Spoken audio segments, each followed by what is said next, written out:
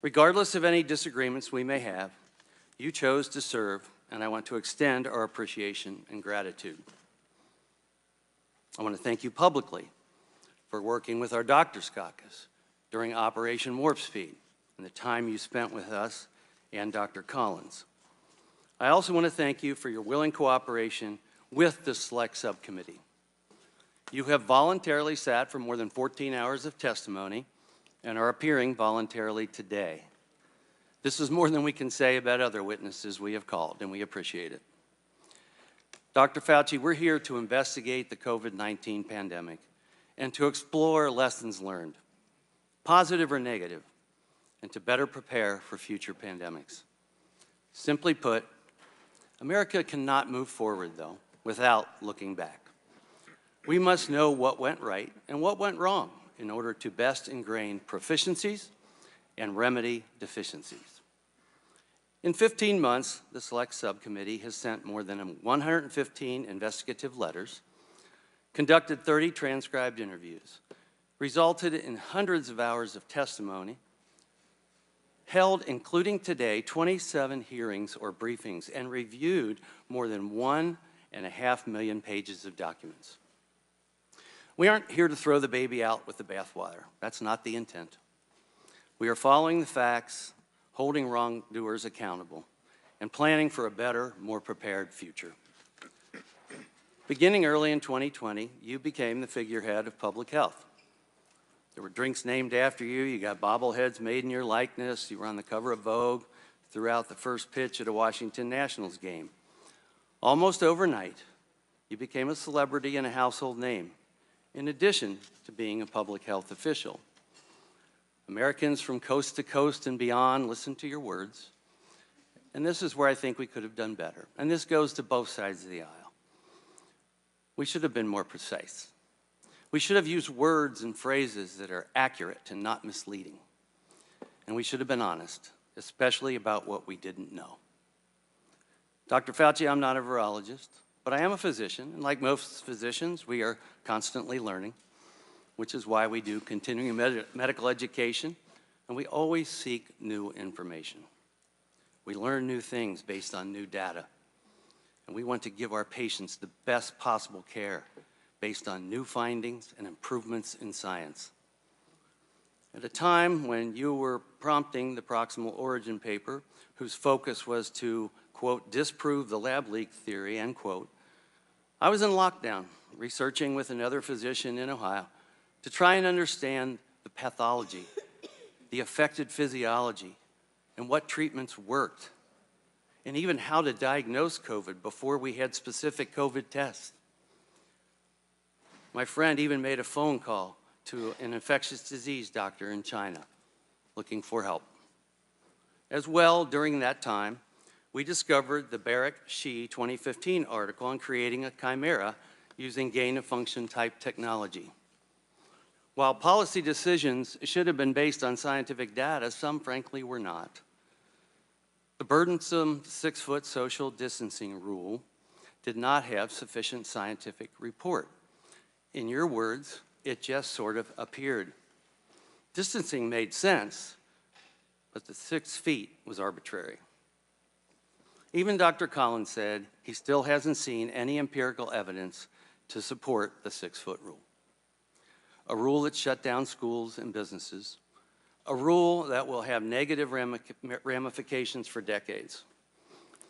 As the pandemic wore on, more mandates also just sort of appeared, but the American public didn't get to see the scientific data to support these mandates.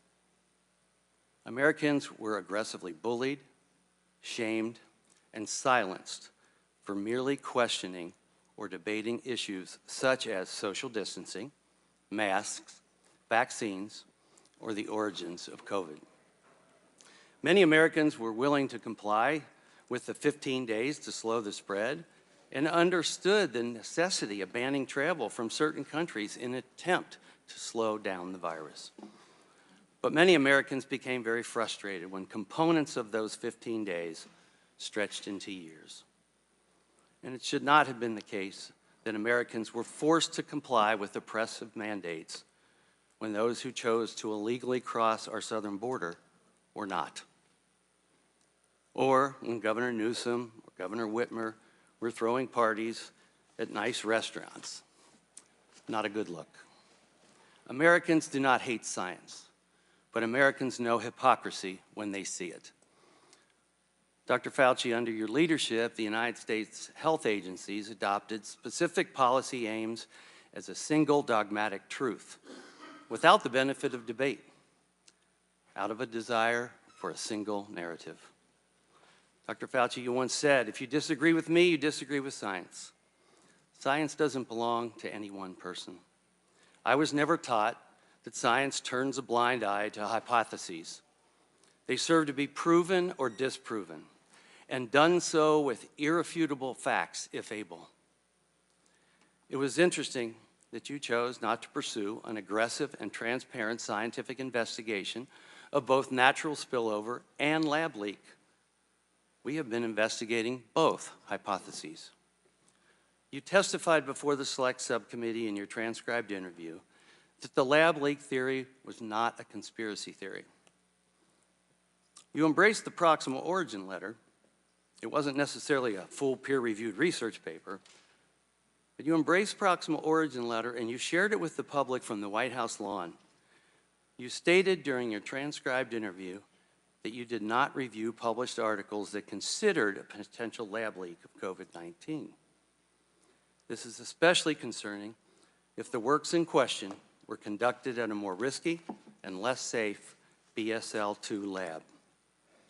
Nevertheless, any dissent from your chosen scientific position was immediately labeled as anti-science. Anything less than complete submission to the mandates could cost you your livelihood, your ability to go into public, your child's ability to attend school.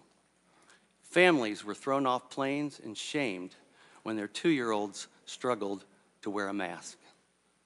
Children with disabilities lost access to therapy that they and their families depended on. Students were out of the classroom and told to attend school remotely, even when the science clearly demonstrated it was safe for them to go back in the classroom. This harmed low-income students the most. And how were single-parent households supposed to teach their own children and work at the same time? Dr. Fauci, you oversaw one of the most invasive regimes of domestic policy the U.S. has ever seen, including mask mandates, school closures, coerced vaccination, social distancing of 6 feet, and more. We've learned many lessons. Our early fear and confusion was understandable. COVID-19 was clearly a novel virus. Under your leadership, NIAID allowed disgraced characters like Dr. Peter Daszak to use millions in taxpayer dollars to conduct risky gain-of-function experiments in Wuhan, China. The actions of EcoHealth and Dr. Daszak call into question the integrity of NIAID's policies and procedures as a whole, as well as your role, Dr. Fauci, as NIAID's director. You did sign off on his research grant. We need to know why Dr. David Morans, your direct report for more than 2 decades, assisted Dr. Daszak in avoiding oversight and scrutiny and said that you were involved. Your senior advisor and seemingly your chief of staff repeatedly attempted to evade transparency laws to shield information from public scrutiny. We have senior officials from your office in their own writing discussing breaking federal law, deleting official records, and sharing private government information with grant recipients. The office you directed and those serving under your leadership chose to flout the law and bragged about it. Why did you allow your office to be unaccountable to the American people? You were the highest paid person in the government. This makes you more accountable to the people, not less. Dr. Fauci, whether intentional or not, you became so powerful that any disagreements the public had with you were forbidden and censored on social and most legacy media time and time again. This is why so many Americans became so angry, because this was fundamentally un-American. If I make a mistake, I answer to the people of Ohio who elected me and to my own conscience. When you and your agency made mistakes, Dr. Fauci, what happened? We all need to be held accountable. Sometimes it's as simple as saying, we were wrong. You took the position that you presented the science. Your words came across to so many people as final and as infallible in matters pertaining to the pandemic. But such rigid demands of an ideologically diverse people, like Americans, shattered public trust in American health institutions. Because I said so has never been good enough for Americans, and it never will be. It's built into the American spirit. We have a thirst for information, a drive for advancement. Americans were first in flight. We landed on the moon. We've cured diseases. You've been part of that. And we made innumerable discoveries and explorations that forever changed humanity. Americans do not want to be indoctrinated. They want to be educated. And they prefer to make their health decisions in conjunction with the doctor that they know and trust. To be successful, our federal public health institutions must be accountable to the people again. To be successful, our health organizations must do what they are supposed to do: protect Americans. I look forward to a robust and on-topic discussion. I thank you. I would now like to recognize Ranking Member Ruiz for the purpose of making an opening statement. Thank you, Mr. Chairman. Hello, Dr. Fauci, and thank you for being here. When I was named ranking member of the Select Subcommittee last February, I made a commitment to follow the facts and objectively analyzing the origins of the COVID-19 pandemic. I made a promise to keep an open mind about how the pandemic started, because understanding whether the novel coronavirus emerged from a lab or from nature is essential to better preventing and preparing for future public health threats and to better protecting the American people. And as the origins of the novel coronavirus still remain inconclusive, I stand by these commitments to this day. But nearly a year and a half into House Republicans' extreme and chaotic majority, I believe we need to take stock of what the Select Subcommittee has accomplished and whether it has meaningfully improved our preparedness for the next public health threat in our nation. Under the guise of investigating the pandemic's origins, House Republicans have abdicated their responsibility to objectively examine how COVID-19 came to be, and instead weaponized concern about a lab-related origin to fuel sentiment against our nation's scientists and public health officials for partisan gain. They have done so with one particular public health official in mind, Dr. Anthony Fauci. And they have done so in an effort to deflect blame and anguish for the damage the pandemic inflicted on our society away from the former president, whose stumbling pandemic response, by some estimates, led to 400,000 unnecessary COVID-19 deaths, and on to Dr. Fauci, who worked tirelessly to stem the crisis. Over the past 15 months, the Select Subcommittee has pored over more than 425,000 pages of documents provided to us by government agencies, universities, and private citizens. We have conducted more than 100 hours of closed-door interviews with 20 current and former federal officials and scientists. And what we have found is the following. Dr. Fauci did not fund research through the EcoHealth Alliance grant that caused the COVID-19 pandemic. Dr. Fauci did not lie about gain-of-function research in Wuhan, China. And Dr. Fauci did not orchestrate a campaign to suppress the lab leak theory. After 15 months, the Select Subcommittee still does not possess a shred of evidence to substantiate these extreme allegations that Republicans have levied against Dr. Fauci for nearly 4 years. Now I want to make something very clear. In the past month, the Select Subcommittee has held hearings where we have examined various serious issues of misconduct. In following the facts, Select Subcommittee Democrats uncovered troubling misconduct by Dr. Peter Daszak and EcoHealth Alliance. including potential efforts to mislead the federal government about the nature of its work through the evasion of reporting and transparency requirements. And less than 2 weeks ago, we heard from Dr. David Morens about his flagrant violation of the Freedom of Information Act's transparency requirements and the potential destruction of federal records. Both Dr. Daszak and Dr. Morens deserve to be held accountable for betraying the public's trust. To hold them accountable is not anti-science. It is the defense of our federal scientific and research institutions' decades-long legacy of advancing the scientific enterprise to safeguard human health. But baselessly suggesting without evidence that these discrete instances of misconduct are equivalent to our nation's scientists and public health officials causing the COVID-19 pandemic, which has killed more than 1 million Americans and inflicted an immeasurable toll on our society, is also a betrayal of the public's trust, which each of us are stewards of as elected members of this body.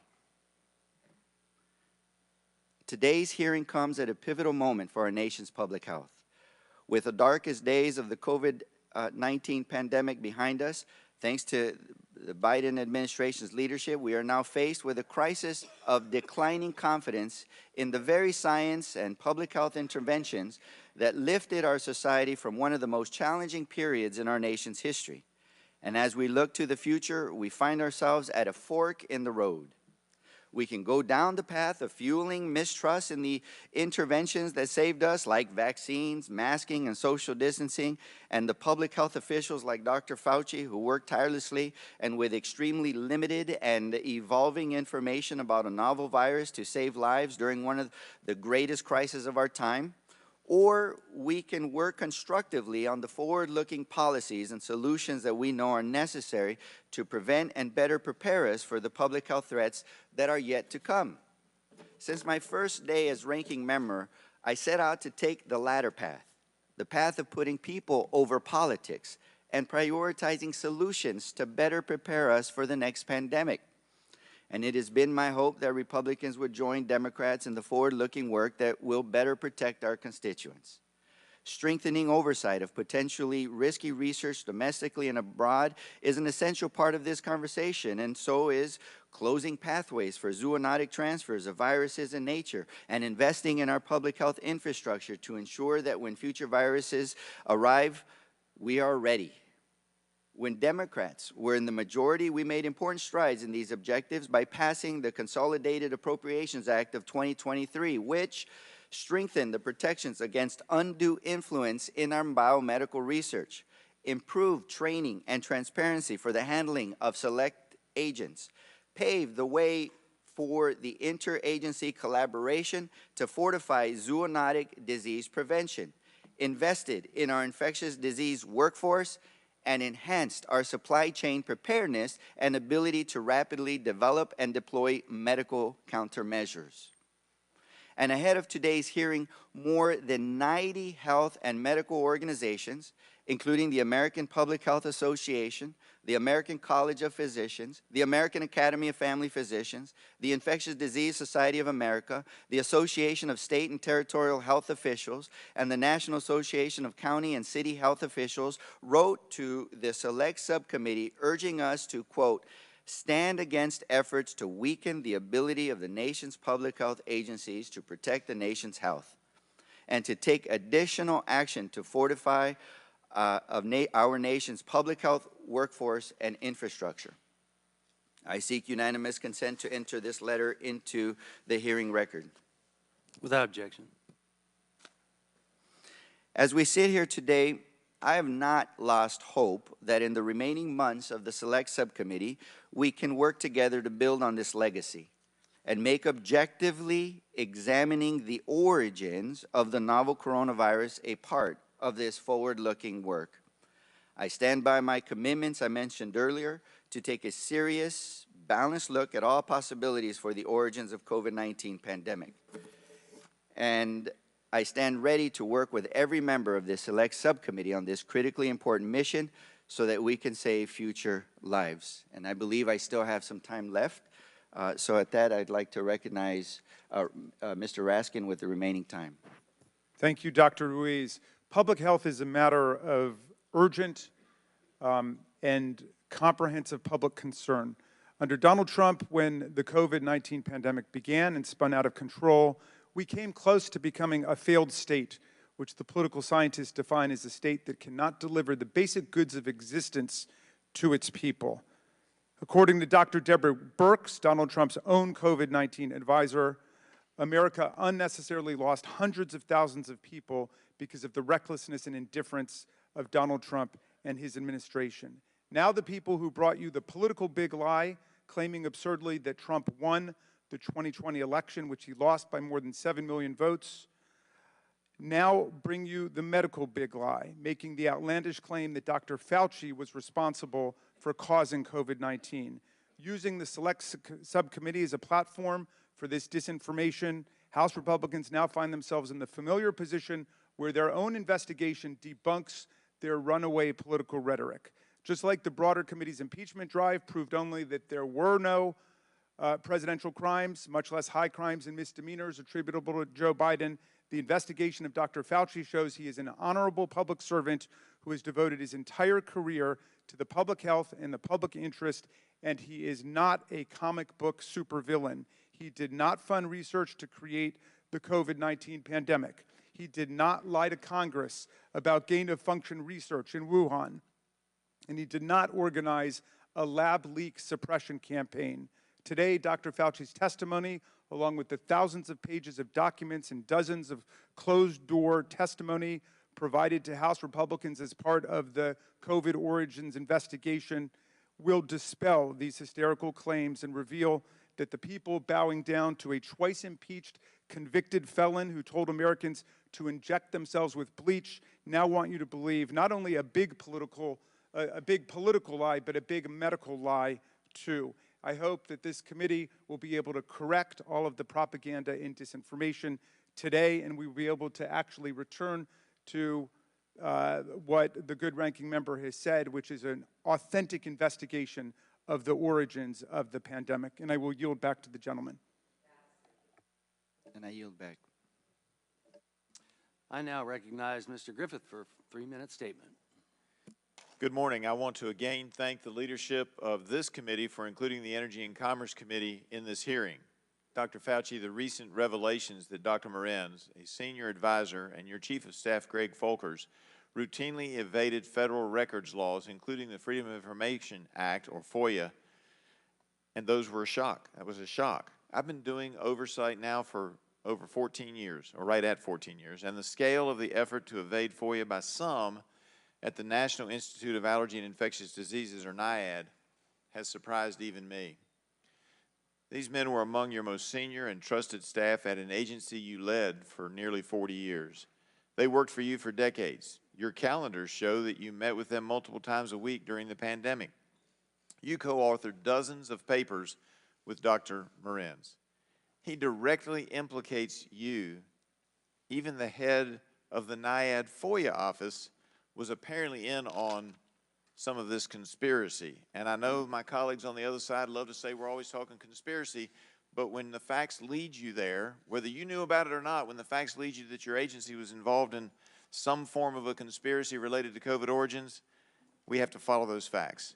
It is hard to believe that all of this occurred without your knowledge and or approval. In civil law, when one party has destroyed or refuses to produce evidence that's within its possession, a jury is allowed to draw an adverse inference that the information destroyed or not produced was unfavorable. Therefore, until we get a full accounting of all of the communications among NIAID's leadership, it's reasonable for us to assume that missing information would mirror the private doubts expressed by so many virologists and other scientists related to your public positions. While telling the public, the media, and Congress that COVID-19 almost certainly emerged from nature, experts you convened as a team privately worried that a research-related incident was a possible, if not the probable, origin of the virus. Dr. Christian Anderson even said in February of 2020, quote, "I think the main thing still in my mind is that the lab escape version of this is so friggin' likely to have happened because they were already doing this type of work, and molecular data is fully consistent with that scenario. Further, while you and other NIAID officials were assuring us that the virus could not have come from the Wuhan Institute of Virology, NIAID didn't actually have an idea as to what the full scope of Wuhan's coronavirus research was, or even the trajectory of its gain-of-function research. Now, that may be because EcoHealth wasn't giving you the reports. I grant that. But this joint investigation has shown just how little oversight NIAID does of risky experiments involving potential pandemic pathogens. NIAID set up a system designed to greenlight potentially risky experiments while avoiding HHS department level review. The same program officers who act as advocates for their scientific area are responsible for assessing whether an experiment is too dangerous. That creates a conflict of interest. I think that means that when an agency is taking the final approval, we ought to take that final approval away from the agencies like NIAID that fund it. Thank you, Mr. Chairman. I yield back. I now recognize Ms. Castor for a 3-minute statement, and I will oblige you an extra 30 seconds as well. Well, thank you, Dr. Fauci, for your appearance today and for your decades of service to our country. During your 39 years at the helm of America's leading health research institute, the National Institute of Allergy and Infectious Diseases, you tackled some of the most serious health threats, including AIDS, Zika, Ebola, SARS-CoV-1, and COVID-19. Your leadership and service to Republican and Democratic administrations and all Americans saved countless lives and resources. We owe you a debt of gratitude. While the evidence to date points to COVID-19 having originated from an animal market in China, the Chinese Communist Party has blocked access to important information that could help confirm the origin of the virus. This committee should be doing more to fight for those answers, but instead has wasted significant time and taxpayer money fueling conspiracy theories and ignoring the importance of preparing for the next deadly pandemic. Some GOP members falsely claimed you secretly broke into CIA headquarters and coerced analysts. Others claimed that you committed crimes. America's adversaries like China, Russia, and Iran love it when Americans are divided and distracted. It provided fertile ground for the spread of misinformation about COVID-19 by our adversaries. And unfortunately, fringe far-right conspiracy theories have permeated even mainstream media outlets, and some Republican members of Congress have played along.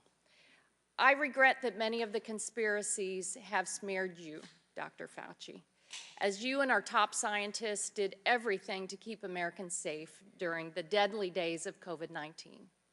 Over 1.1 million Americans lost their lives to COVID-19, and today it's still more deadly than the flu.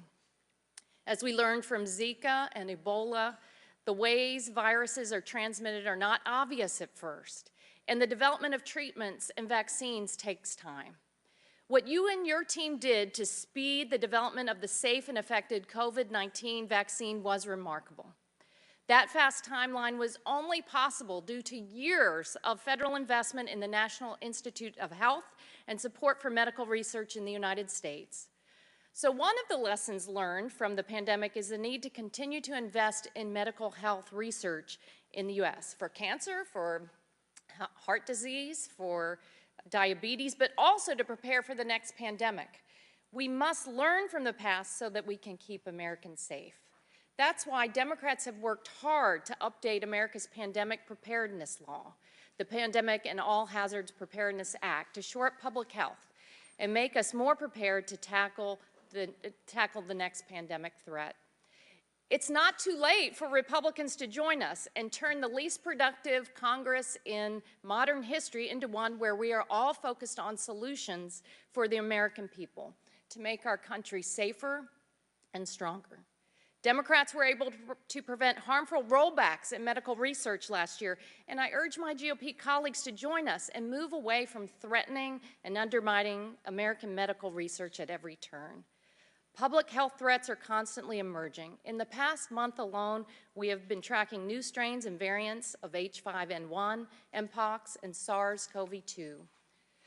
Dr. Fauci, I'm sorry for the personal attacks you have received and may have to deal with today. But while you are here, I want you to know that the vast majority of Americans appreciate your work over the years. I look forward to continuing to learn from you, to learn everything possible about how we can take the pandemic lessons learned and put them to use to help keep our communities safe and healthy. Thank you, and I yield back my time. Thank you. Our witness today is Dr. Anthony Fauci. Dr. Fauci was the director of the National Institute of Allergy and Infectious Diseases from 1984 to 2022 and chief medical advisor to President Joe Biden from 2021 to 2022. Pursuant to Committee on Oversight and Accountability Rule 9G, the witness will please stand and raise his right hand.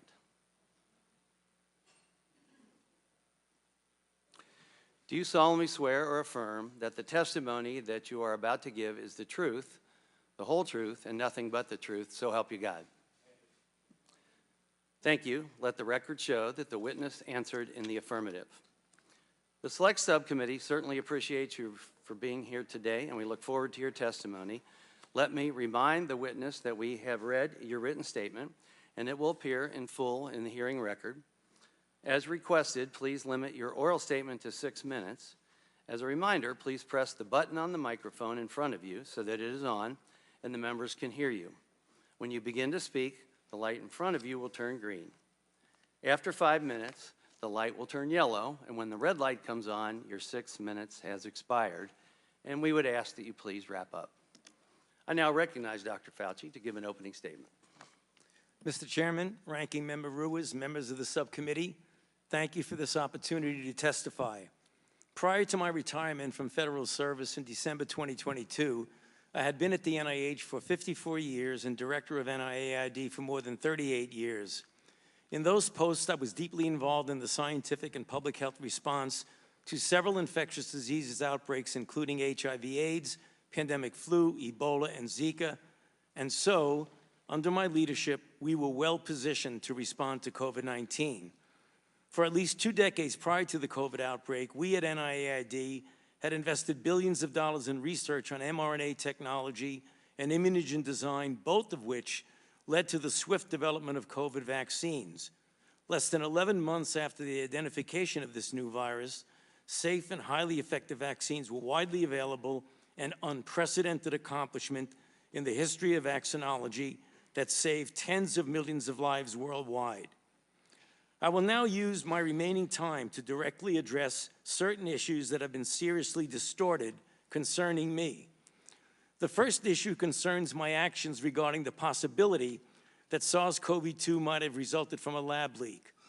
On January 31st, 2020, I was informed through phone calls with Jeremy Farrar, then director of the Wellcome Trust in the UK, and then with Christian Anderson, a highly regarded scientist at Scripps Research Institute, that they and Eddie Holmes, a world-class evolutionary biologist from Australia, were concerned that the genomic sequence of SARS-CoV-2 suggested that the virus could have been manipulated in a lab. I participated in a conference call the next day with about a dozen international virologists to discuss this possibility versus a spillover from an animal reservoir. The discussion was lively, with arguments for both possibilities. 2 participants have testified before this subcommittee that I did not try to steer the discussion in any direction. It was decided that several participants would more carefully examine the genomic sequence. After this further examination, several who at first were concerned about lab manipulation became convinced that the virus was not deliberately manipulated. They concluded that the most likely scenario was a spillover from an animal reservoir, although they still kept an open mind. They appropriately published their opinion in the peer-reviewed literature. The accusation being circulated that I influenced these scientists to change their minds by bribing them with millions of dollars in grant money is absolutely false and simply preposterous. I had no input into the content of the published paper. The second issue is a false accusation that I tried to cover up the possibility that the virus originated from a lab. In fact, the truth is exactly the opposite. I now quote from an email that I sent to Professor Farrar on February 1, 2020, quote, "Jeremy, I just got off the phone with Christian Anderson, and he related to me his concern about the furin site mutation in the spike protein of the virus. I told him that as soon as possible, he and Eddie Holmes should get a group of evolutionary biologists together to carefully examine the data to determine if his concerns are validated, and they should report it to the appropriate authorities. I would imagine that in the USA, this would be the FBI, and in the UK, it would be MI5. In the meantime, I will alert my US government official colleagues of my conversation with you and Christian and determine what further investigation they recommend. Let us stay in touch. Best regards, Tony," unquote. It is inconceivable that anyone who reads this email could conclude that I was trying to cover up the possibility of a lab leak. I have always kept an open mind to the different possibilities. Another issue is that of Dr. David Morans, who has the title of Senior Advisor to the NIAID Director, and who recently has been investigated for conduct unbecoming a government official. Naturally, given his title, a connection is made to me. With respect to his recent testimony before this subcommittee, I knew nothing of Dr. Moran's actions regarding Dr. Daszak, EcoHealth, or his emails. It is important to point out for the record that despite his title, and even though he was helpful to me in writing scientific papers, Dr. Morans was not an advisor to me on institute policy or other substantive issues. At NIAID, we had weekly executive committee meetings of the institute leadership and daily morning meetings of my immediate staff. And to the best of my recollection, he attended neither of these. Furthermore, his office is located in a different building from that of the NIAID director. Finally, in a majority staff memorandum of May 22nd, 2024, there is a statement, quote, "Dr. Fauci may have conducted official business via personal email," unquote. Let me state for the record that to the best of my knowledge, I have never conducted official business using my personal email. Thank you for listening. I would be happy to address these and any other issues in the discussion period. Thank you. I now recognize myself for as much time as I may consume for questions, with equal time being afforded to the ranking member. Dr. Fauci, February 1, 2020, you were on a call with Dr. Farrar, Dr. Collins, and other scientists regarding the potential that COVID-19 was engineered. Was CDC Director Redfield on that call? No, he was not. Okay. Dr. Fauci, you've said that you had to rely on virologists and evolutionary biologists regarding origins because you're not an expert. Is Dr. Redfield a virologist? I believe he is. Yeah. He is. Prior to the pandemic, NIAID awarded at least 3 grants via the New York Blood Center to Dr. Zhao Yusen. Are you aware of these? I'm sorry, to Dr. Yusen Zhao. Are you aware of those grants? Dr. Yusen Zhao. Your microphone is not on, Doctor. Your microphone is not on. I'm not familiar with that name. Okay. Well, NIAID awarded at least 3 grants via the New York Blood Center to that scientist. He was a high-ranking Chinese PLA official and director of a lab at the Chinese Academy of Military Medical Sciences. Does it concern you if U.S. taxpayer dollars are funding someone like this? Grants that are submitted to the NIAID go through a very Does extensive... it concern you? I'm not talking about the process I right don't now. know Does it anything concern you that that U.S. taxpayer dollars would be going to someone who's a high-ranking Chinese PLA official? Yes or no? I would have to know more about that, Mr. Chairman, Okay. because I don't even Well, know it the concerns person me. you're talking about. Are you or were you ever aware that the U.S. State Department in 2005 issued warnings that the Chinese government was working on the creation of bioweapons? I was not aware of that. Thank you. Did you ever discuss the Chinese bioweapons program with anyone in the intelligence community? I've never discussed the Chinese bioweapons program, to my knowledge, with anybody. Before, during, or after the COVID-19 pandemic, did you speak to the FBI, CIA, DIA, or any U.S. intelligence agency concerning viral research of any kind? What time frame are you talking about, sir? I said before, during, or after the COVID-19 pandemic. Did you speak to the FBI, CIA, DIA, or any U.S. intelligence agency concerning viral research of any kind? I can't give you the specifics of it, but back in the time of the anthrax attacks, we certainly had a number of briefings of by agencies that were intelligence agencies. I don't remember who they were. It could have been any of the above that you mentioned, about the possibility that there were bioweapons that had fallen into the hands of bad actors, i.e. terrorists, that might have been used potentially as a bioterror attack. That was at a time when we had thought that the anthrax attacks... I appreciate that. I appreciate your expertise in that. Well, that's the answer. But did you at any time talk concerning viral research of any kind? Again, I say that at the time that there was concern about the fact that Al-Qaeda may have been using or potentially using bioweapons, we had discussions with intelligence agencies about that possibility. But not as related to, say, COVID-19. Not to my knowledge about COVID. Now, but let me just make sure we get the facts. After the investigations began about COVID, I was briefed by intelligence agencies about possibilities of there being activities going on in different laboratories. I was briefed by intelligence agencies. Thank you. Science is always open to debate, and it's a benefit. The science supported restricting travel from certain countries at the beginning of the pandemic, and after these orders went into effect, the president was called racist and xenophobic. Dr. Fauci, you said in your transcribed interview that you supported those orders.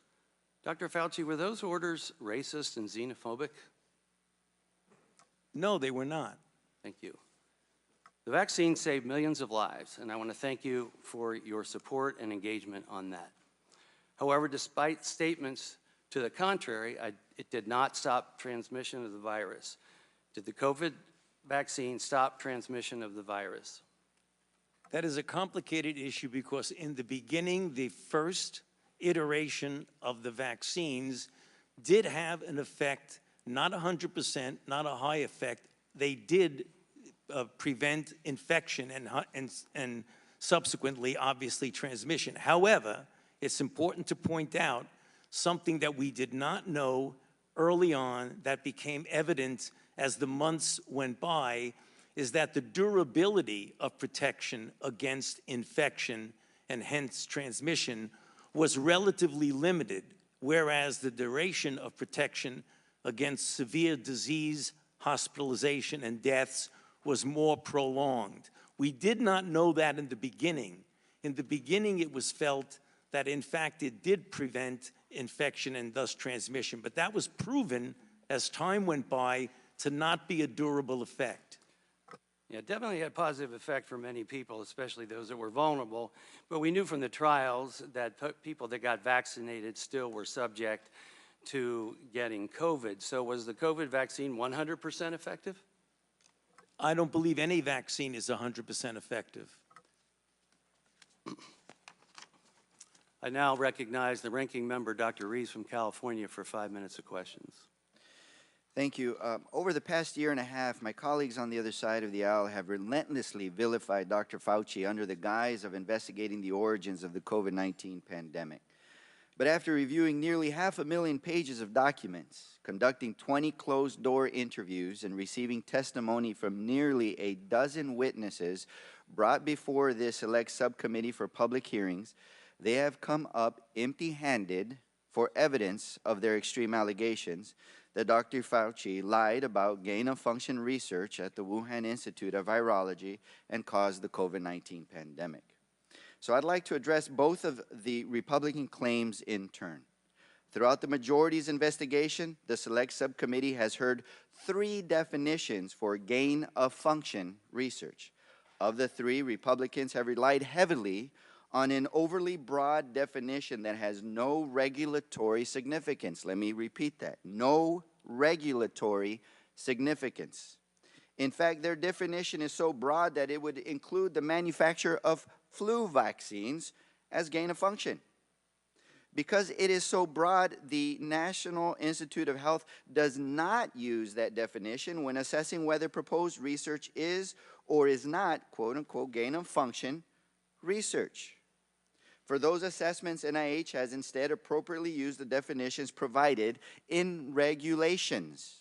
And to be clear, the Select Subcommittee has been reminded by witnesses after witness that NIH at all times referred to regulations for the definition of gain-of-function research, and not to a nebulous, expansive definition with no legal bearing that is so broad it could apply to, again, the manufacturing of flu vaccines. Dr. Fauci, according to the regulatory definitions, for example, in P3CO, that NIH applied to proposed research, did NIH ever fund gain-of-function research in Wuhan, China? As you said, Congressman Ruiz, according to the regulatory and operative definition of P3CO, the NIH did not fund gain-of-function research at the Wuhan Institute of Virology. Thank you. And despite my Republican colleagues' effort to fit a square peg into a round hole, it seems to me that you've been consistent on this issue from the beginning of the pandemic. And they know this, but they still use the terms gain of function loosely. And with respect to NIAID staff's assessments of whether proposed research was or was not gain of function research, were you personally involved in those assessments, or were those assessments made several levels removed from you and by subject matter experts? Those assessments were done by highly qualified and experienced program people several levels below me. Thank you. And your public statements that NIH did not fund gain-of-function research in Wuhan reflected the assessments made by NIAID subject matter experts applying a definition found in the regulation known as the P3CO framework. Is that correct? That is correct. Thank you, and thank you for clarifying that. In fact, all of that is abundantly clear in your 2021 Senate testimony on this matter. When asked by the Senate about gain-of-function research, you testified, quote, "That is why we have committees. We have a P3CO committee." You also testified in 2021, quote, "Gain-of-function is a very nebulous term. We have spent, not us, but outside bodies, a considerable amount of effort to give a more precise definition to the type of research that is of concern that might lead to a dangerous situation." You are aware of that. That is called P3CO. That was back in 2021. At the time of your May 2021 testimony, P3CO had been the operative definition of gain-of-function research for several years, correct? That is correct. So I will note that at your transcribed interview in January, the majority conceded that NIH did not fund research in Wuhan that met the criteria of P3CO. I encourage the audience to read the transcript of that interview so you can evaluate the merit of the majority's claims for yourselves.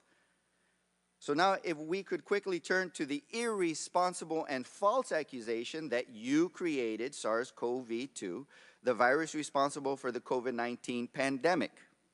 So this accusation centers on a grant NIAID awarded to EcoHealth Alliance with a subaward to the Wuhan Institute of Virology. And we have been entertained earlier about the suggestion that this funding could have possibly gone to a bioweapons research capacity as well. So I want to be clear, no evidence provided to the Select Subcommittee demonstrates that the work performed under NIH funding, including at the Wuhan Institute of Virology, led to the creation of SARS-CoV-2. The majority has failed to demonstrate or even credibly suggest that any of the viruses studied under the grant could even possibly have been the progenitor virus. Dr. Fauci, could you briefly explain why none of the viruses studied under the EcoHealth Alliance grant could have been the progenitor virus of the SARS-CoV-2? When you're talking about the evolution of a virus from one to another, the viruses that were studied under the subaward to the Wuhan Institute that have been reported in progress reports in the literature and published papers, those viruses were phylogenetically so far removed from SARS-CoV-2 that it is molecularly impossible for those viruses to have evolved or being made into SARS-CoV-2. It's just a virological fact. They were so far removed that it could not possibly be a progenitor of SARS-CoV-2. So I want to be very clear on this point that the funding and the research conducted by EcoHealth did not produce SARS-CoV-2. That doesn't negate that this lab another lab could have been doing research and it could have leaked from a lab. It still is a possibility, but it was not directly, or it was not funded by NIAID or NIH. And just for the record, this information was provided by NIH to then Oversight Ranking Member James Comer nearly 3 years ago in October 2021. So despite the clear evidence that Dr. Fauci and his agency did not fund gain-of-function research under the P3CO regulatory definition, and that the viruses studied under the federally funded grant EcoHealth Alliance grant could not have been the progenitor virus for SARS-CoV-2, Republicans have levied these unsubstantiated allegations knowing very well that they are not true. And they have done so to push their extreme partisan narrative that Dr. Fauci and our nation's public health officials caused the COVID-19 pandemic. Yep. Now recognize the chairman of the full committee, Mr. Comer from Kentucky, for 5 minutes of question. Thank you. Dr. Fauci, in your opening statement, you attempt to distance yourself from your previous senior advisor, Dr. Moran's. You say that Dr. Moran's title was just made up, that he was not an advisor to you, and that his office was in a different building. So, Dr. Fauci, did Dr. Moran's report directly to you? Actually, I'm not sure exactly what the on-paper report is. He is senior advisor to the director, but it is conceivable we can get that information. He might have reported through someone lower, like my deputy. So your senior advisor did not report directly to you? There are very few people who report directly to me. Okay, Dr. Moran's testified that he could walk into your office anytime he wanted to. Is that true? No, that's not true. You don't just walk into the office. I mean, he's there. I mean, it's conceivable that he could. Did he ever walk into your office? I would say he did occasionally, but the idea, can I finish the answer to you, sir? No, because I've got a lot of questions. Okay. Dr. Fauci, did you ever delete an official record? No. Dr. Fauci, did you ever conduct official business via email? To the best of my recollection and knowledge, I have never conducted official business via my private email. So there's a troubling pattern of behavior from your inner circle, not just Dr. Moran's, but also your chief of staff, Mr. Folkers. Do you agree that it violates NIAID policy to use personal email for official purposes? The Dr. Moran's issue that was discussed by this committee violates NIH policy, yes. But does using official email using a personal email for official business. Does that violate policy? Using a personal email for official business violates NIH policy. Does it violate NIAID policy to delete records to intentionally avoid FOIA? Yes, Okay. On April 28, 2020, Dr. Moran's edited an EcoHealth press release regarding the grant termination. Does that violate policy? that was inappropriate for him to be doing that for a grantee as a conflict of interest, among other things. So on March 29, 2021, Dr. Moran's edited a letter that Dr. Dasick was sending to NIH. Does that violate policy? Yes, it does. On October 25, 2021, Dr. Moran's provided Dr. Dasick with advice regarding how to mislead NIH on EcoHealth's late progress report. Does that violate policy? That was wrong and inappropriate and violated policy. On December 7, 2021, Dr. Moran's wrote to the chair of EcoHealth's board of directors to, quote, put in a word, end quote, for Dr. Dasick. Does that violate policy? Should not have done that. That was wrong. And that violates policy. Well, I'm not sure of a specific policy, but I imagine it does violate policy. He should not have been doing that. In addition to all those actions, Dr. Moran's wrote to Dr. Dasick, quote, Peter, from Tony's numerous recent comments to me, they are trying to protect you, end quote. Did you ever talk to Dr. Moran's about Dr. Dasick or EcoHealth Alliance? I can tell you, regarding what you said, I never spoke about protecting him. I mean, obviously, we knew that Dasick was a grantee, so I may have mentioned and discussed Dr. Dasick because he's a grantee, but I never spoke about protecting You're testifying him. that he just made that up. Excuse me? You're testifying that Dr. Moran's just made that up. I don't know where he got that, but that's not true. So by this point, Dr. Fauci, when these emails were written, you should have known that Dr. Dasick was more than 2 years late on a required progress report with his grant. Dr. Dasick conducted an experiment that resulted in a novel virus showing excess growth, that Dr. Dasick failed to report that experiment, that Dr. Dasick was protecting the Wuhan lab and not sharing its lab notebooks, and that Dr. Dasick failed to disclose obvious conflicts of interest. So why were you trying to protect Dr. Dasick and EcoHealth Alliance? I repeat on the record, I have not tried to protect Dr. Dasick. And that's number one. Number two, you said something that's not true, because I did not know about the compliance issues until well after the fact when I was being briefed for going to before a congressional committee. So it wasn't as these things were going on, I knew that he was withholding. Did you know about Dr. Moran's close relationship with Dr. Dasick? Dr. Moran's made it clear that Dr. Dasick was his friend. I did not engage in any of that interaction between them. And just lastly, if I may, Mr. Chair, you testified and answered the chairman's question that you never had any communication with the intelligence community throughout all of COVID. Did I understand that correctly? No, you heard wrong. I said I did have communication. I was briefed by the intelligence community multiple times during the COVID issue. And you never... The gentleman's time has expired. I now recognize the ranking member of the full committee, Mr. Raskin from Maryland, for 5 minutes of questions. Okay, first, Dr. Fauci, thank you for your testimony and your extraordinary service to the American people. Let me just start. Was there anything you wanted to clear up in that last exchange where you were interrupted?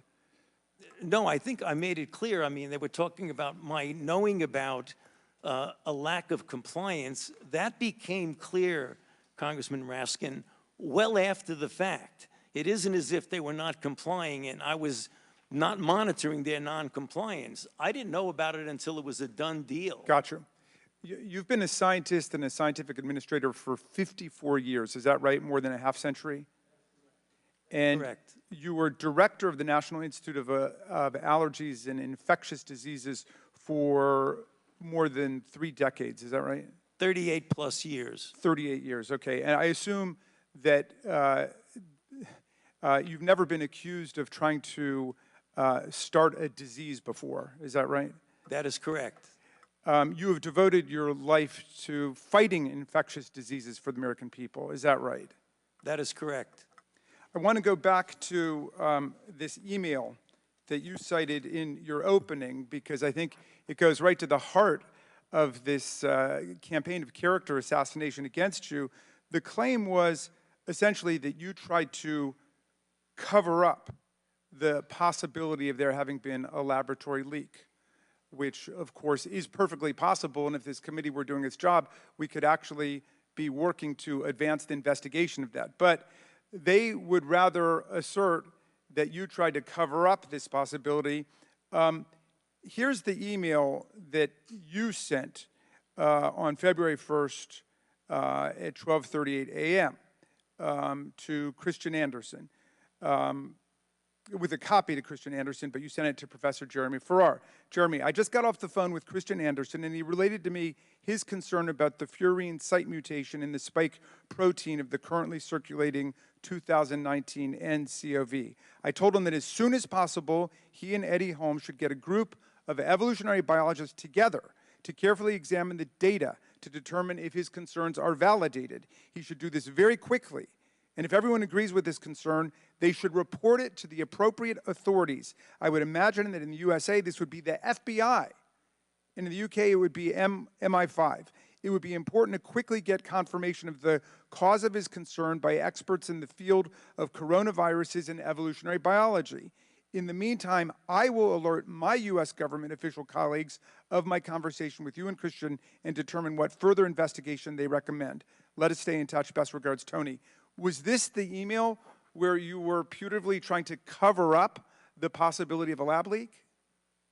Yes, Congressman Raskin, and that's the reason why I mentioned in my opening statement that is it inconceivable that anyone could get out of that I was covering anything up.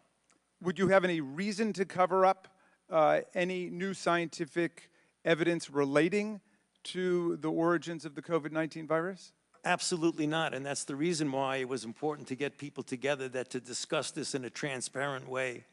Have you spent your whole life trying to determine the causes of infectious diseases and then to stop them to protect the American people? Yes, I have. Well, Dr. Fauci, I want to join my colleague from Florida in apologizing to you that some of our colleagues in the United States House of Representatives seem to want to drag your name through the mud. They're treating you, Dr. Fauci, like a convicted felon. Actually, you probably wish they were treating you like a convicted felon. They treat convicted felons with love and admiration. Some of them blindly worship convicted felons. Is there anything else you would like to say to the American people about your service to America during the course of the COVID-19 pandemic? My main job during the COVID pandemic was to play a role with my team at the Vaccine Research Center to develop a safe and effective vaccine. And we did that in an unprecedented short period of time, never seen before in the annals of vaccinology. As we all know, that vaccine and those vaccines have resulted in saving of hundreds of thousands of lives in the United States and millions of lives throughout the world. Well, you have fought AIDS and HIV, you have fought COVID-19, and you are fearless in doing so. Do you have any reason to be afraid of scientific evidence or data or the truth? Not at all. Thank you. I will yield back to you, Mr. Chairman. Now recognize Mr. Griffith from Virginia for 5 minutes of questions. Thank you, Mr. Chairman. Good to see you, Dr. Fauci.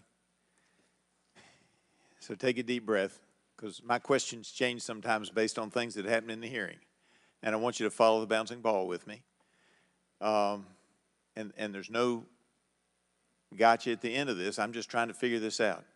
You told Dr. Ruiz in his questioning that it was absolutely impossible for any of the viruses that you all were funding, I get that, it was impossible for SARS-CoV-2 or SARS-CoV-2, known as COVID-19, to have come from any of the work that was being done at Wuhan. At the same time, you told Mr. Comer that you didn't know about the noncompliance by EcoHealth until after the fact and when the virus is already out there, however it got there. In light of the fact that part of that noncompliance was a report where we uncovered, and I believe that Dr. Dashak was untruthful to this committee in one of his reports to NIAID, and further, that in the 2 most sensitive years related to the humanized mice experiments, we never got lab notebooks from Wuhan Institute of Virology.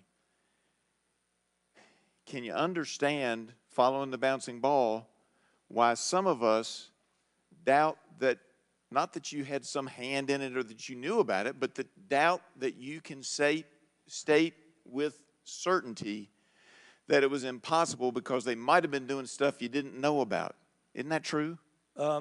Actually, it's not incompatible at all, Congressman, with what I said.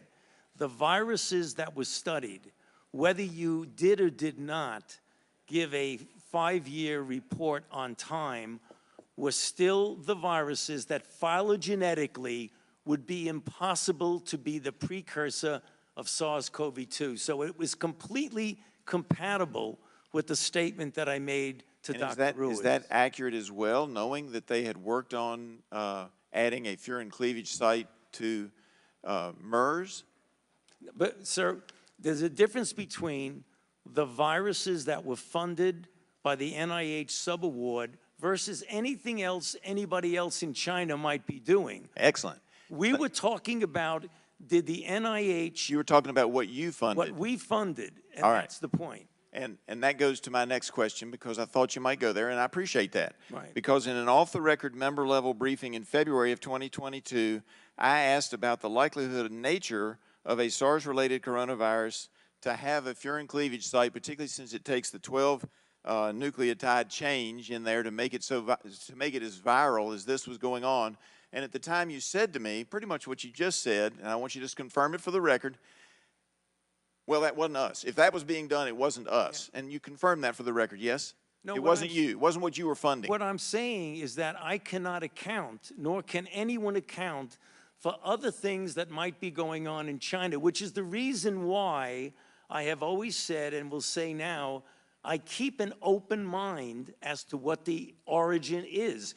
But the one thing I know for sure is that the viruses that were funded by the NIH phylogenetically could not be the precursor of SARS-CoV-2. And I appreciate that, because I've never thought that NIH or NIAID went out to create this thing, but I am a believer that it came out of the lab, and I think you've just made it clear, and sometimes people miss this, Dr. Fauci.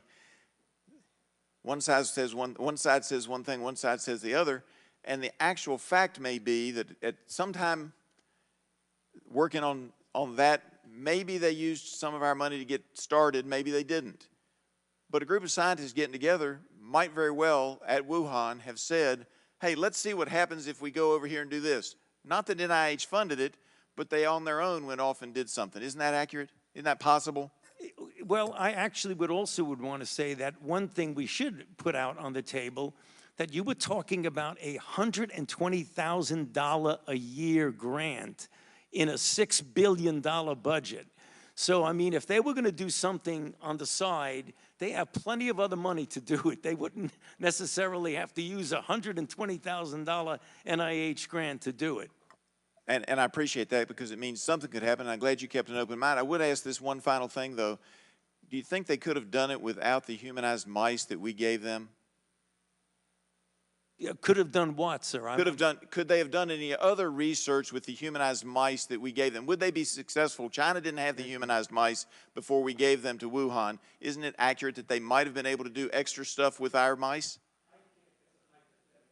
Sorry, sir. That's a hypothetical that I can't really answer what they could have. But you can't say it couldn't have happened either. I yield back. You want me to prove a negative? Now recognize Ms. Castor from Florida for 5 minutes of questions. Thank you, Mr. Chairman. You know, these special investigative committees are intended at the outset to bring light to difficult matters, and I think, unfortunately, this select committee has brought more heat than light to things. And one example is nearly 5 months ago, Dr. Fauci sat for a 14-hour voluntary interview with the subcommittee. I was there for that interview, which included exchanges on many important questions on research, safety, long COVID, vaccine development, and the importance of strong public health systems in our local communities. Also, we discussed pandemic preparedness, like stockpiling supplies for our hospitals in advance of the next pandemic. But I want the public to know that for 5 months, the Republicans sat on that transcript. They could have released it at any time. It was released last Friday.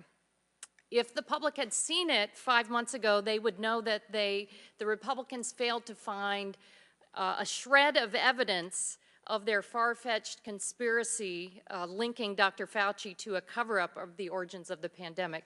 Instead, the Republicans contorted and mischaracterized Dr. Fauci's words over Twitter to gin up conspiracies about NIH's role in the origins of the pandemic.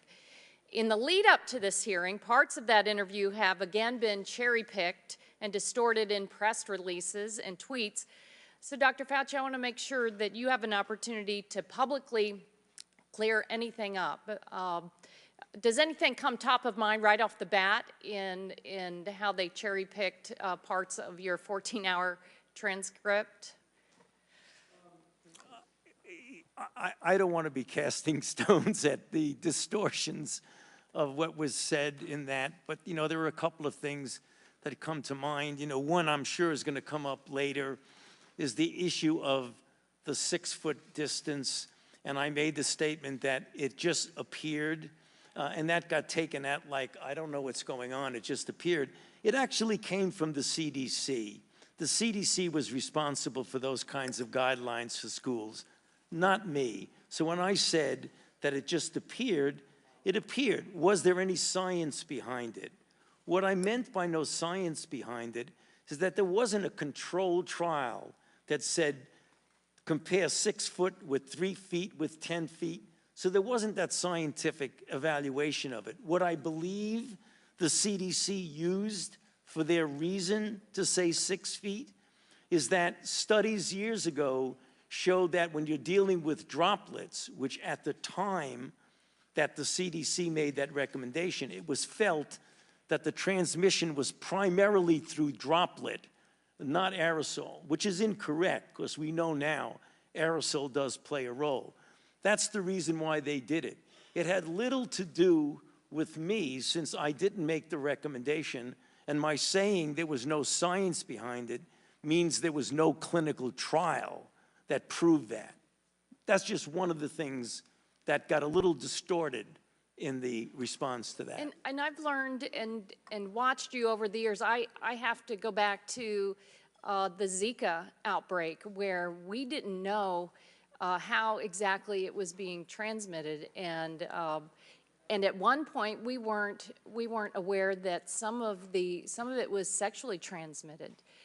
That's an example of why, with these public health threats, that you learn unfortunately as we go along. Talk a little bit about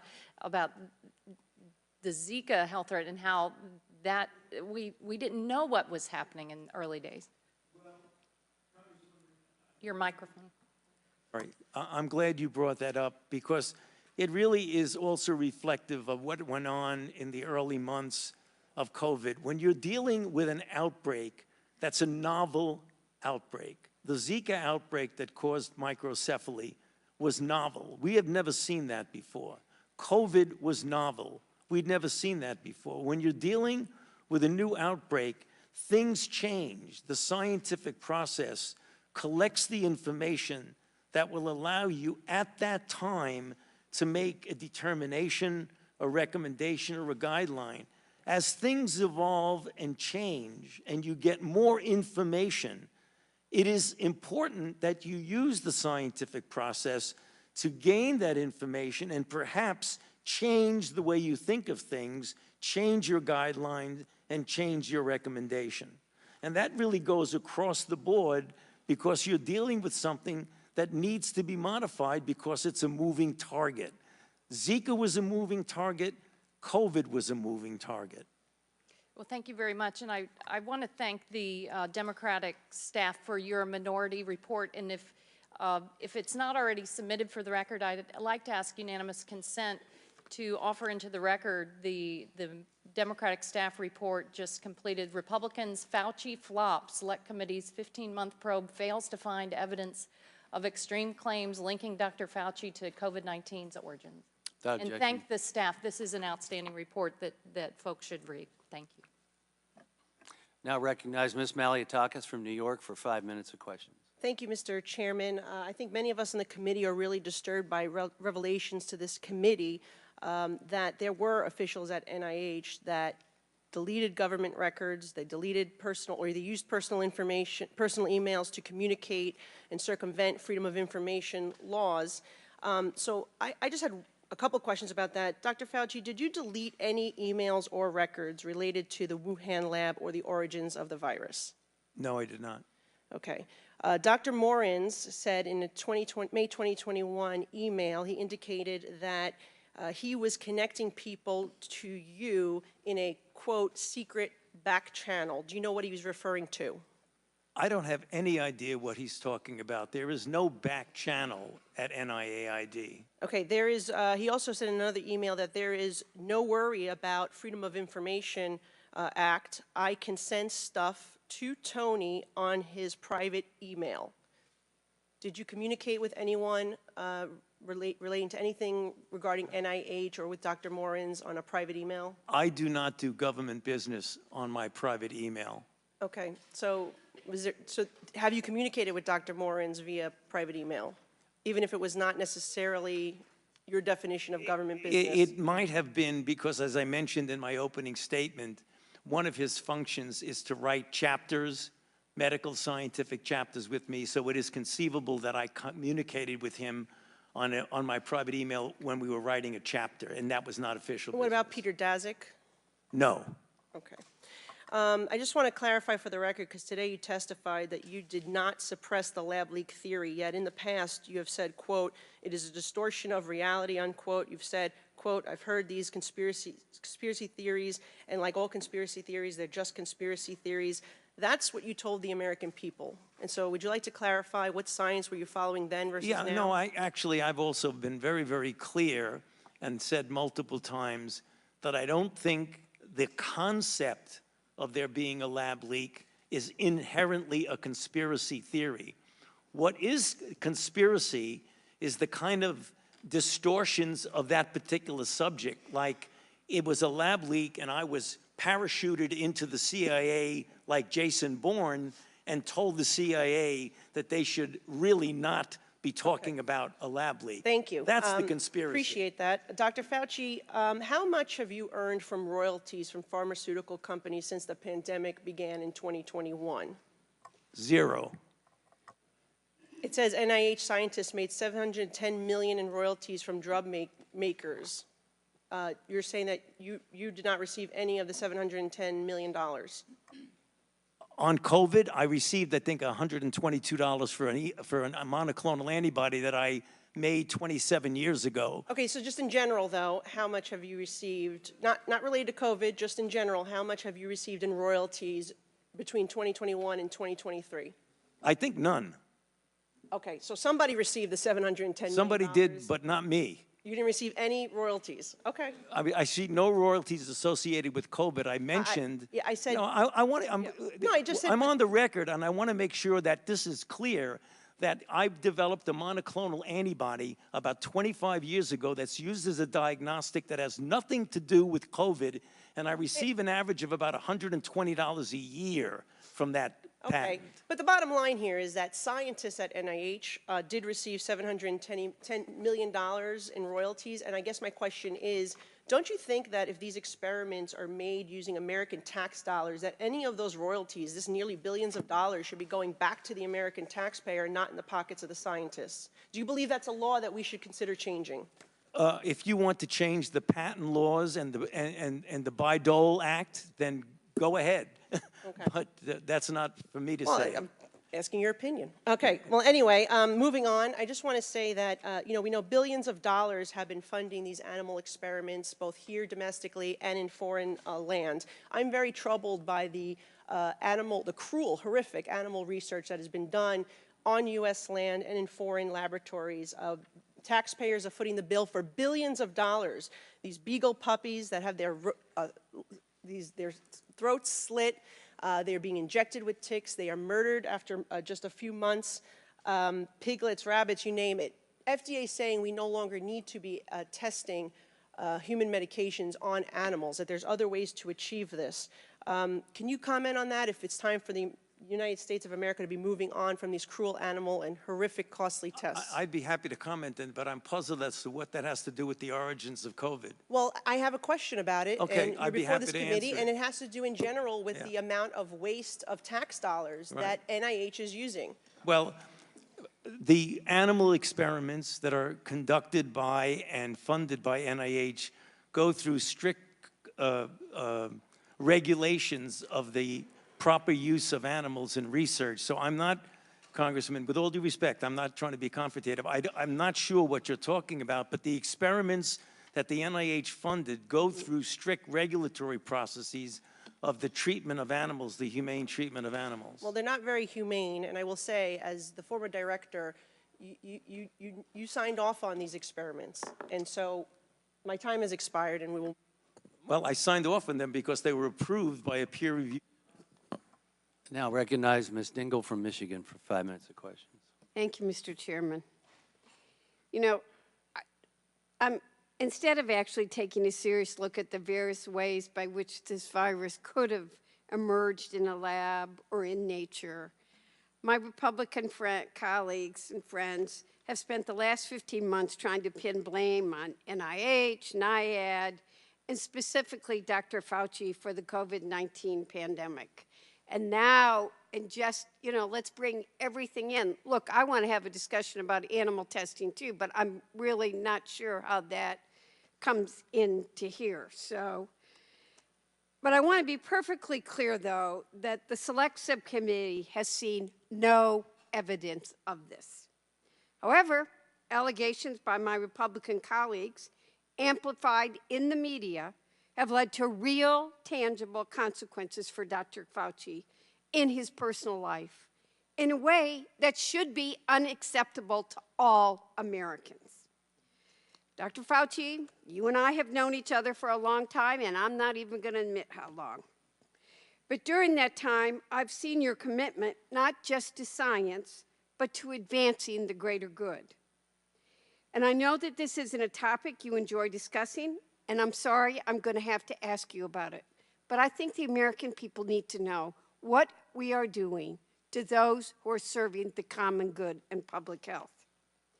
I think it's important to make clear the harms that you and your loved ones have suffered because of these deeply irresponsible accusations.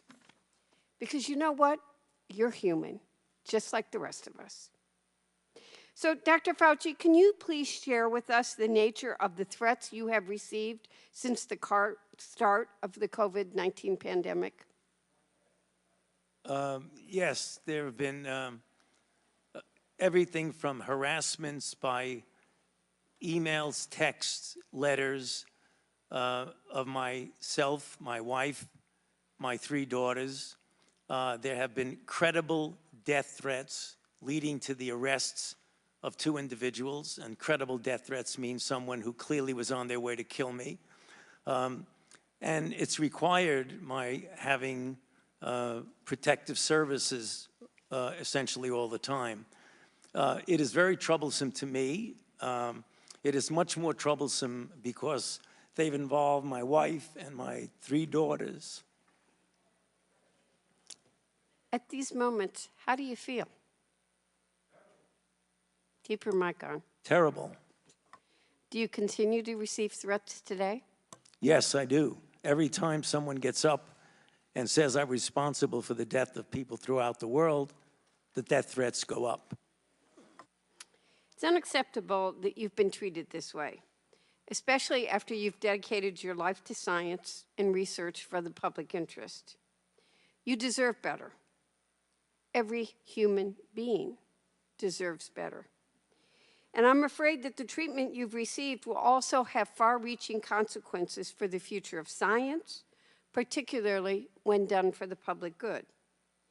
Dr. Fauci, how do you think the threats towards you and other public health officials have received will impact bright young scholars thinking about going off into science or public service? Think as many people want to follow in your footsteps as they did when I first met you?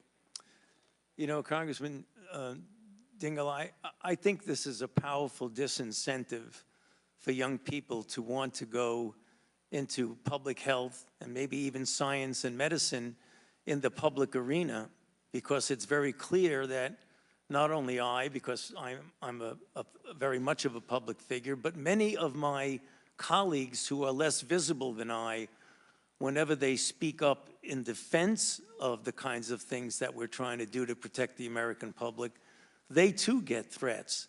And when they see that their colleagues get threats, they say to themselves, I don't want to go there. Why should I get involved in that? And you have some potentially very good talent that would be important to maintain the integrity and the excellence of the public health enterprise in the United States. We're not getting the best people coming in because they're reluctant to put themselves and their family through what they see their colleagues being put through.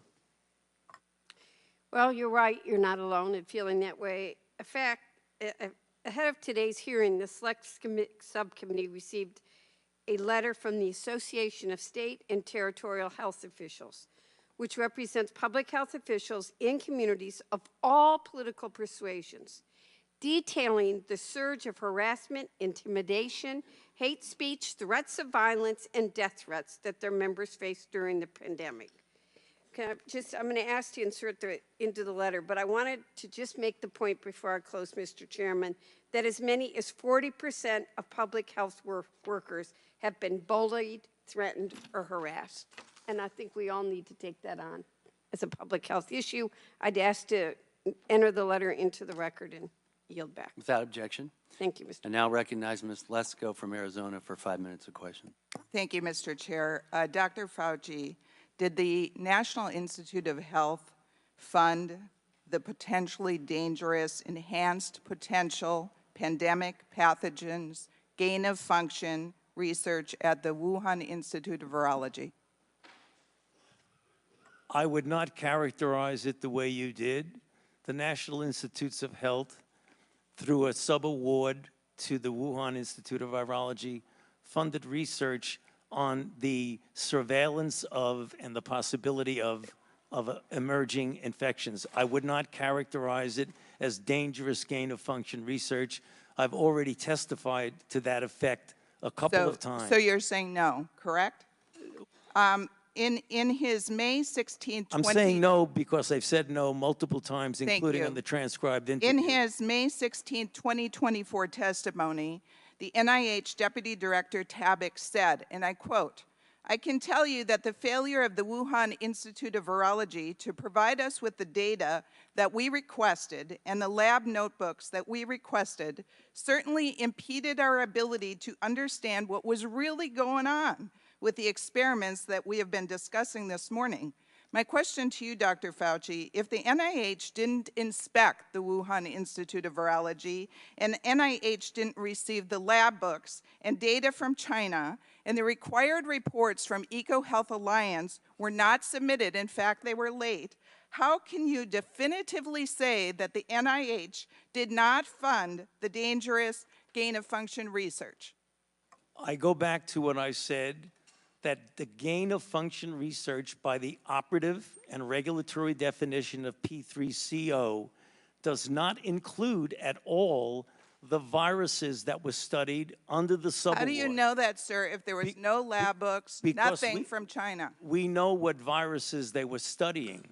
How? How do you know? You never went there. I'm telling you that the NIH funded research on these viruses. If someone else somewhere in China was doing something else, well, and that's the problem, because NIH didn't go there. You didn't get the reports that were needed. How in the world would you know? I'm going to go on to the next question. And you're not hearing what I'm saying. Dr. Morenz, your senior advisor for over 20 years, said in an email dated February 24th, 2021, "I learned from your FOIA lady here now how to make emails disappeared when I am FOIA'd. But before the search starts, so I think we are all safe. Plus, I deleted most of these earlier emails after sending them to Gmail. In another email dated 4/21/21, Dr. Moran said, I forgot to say, there is no worry about FOIAs. I can either send stuff to Tony, meaning you, on his private email or hand it to him at work or at his house. He is too smart to let colleagues send him stuff that could cause trouble. Dr. Fauci, were you ever engaged in attempts to obstruct the Freedom of Information Act and the release of public documents? No. Did Dr. Morenz communicate with you about official business using his private email? Official business? No. Did you ever encourage Dr. Morenz to use his private email address for official business? No. My next question, sir, is on February 1st, 2020, you, yourself, Dr. Fauci, the NIH Director Collins, and at least 11 other scientists were on a conference call to discuss the origins of COVID. A number of the scientists said that they were concerned that COVID was the result of a lab leak at the Wuhan Institute of Virology, and were concerned that a revelation of the lab leak theory would hurt their relationship with China.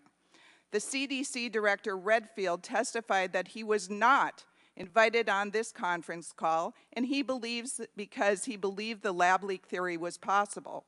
3 days later, on February 4th, 2020, 4 participants on the conference call authored a paper, Proximal Origin, which was sent to you for editing. Proximal Origin pushed the natural origin theory. On April 16, 2020, the NIH director, Dr. Collins, emailed you expressing dismay that the Nature Medicine article, which was based on proximal origin, didn't suppress the lab leak theory, and asked you for more public pressure to suppress the lab leak theory. The very next day, in response to Dr. Collins' request to suppress the lab leak theory, you cited the Nature Medicine article, which discounted the lab leak theory from the White House podium.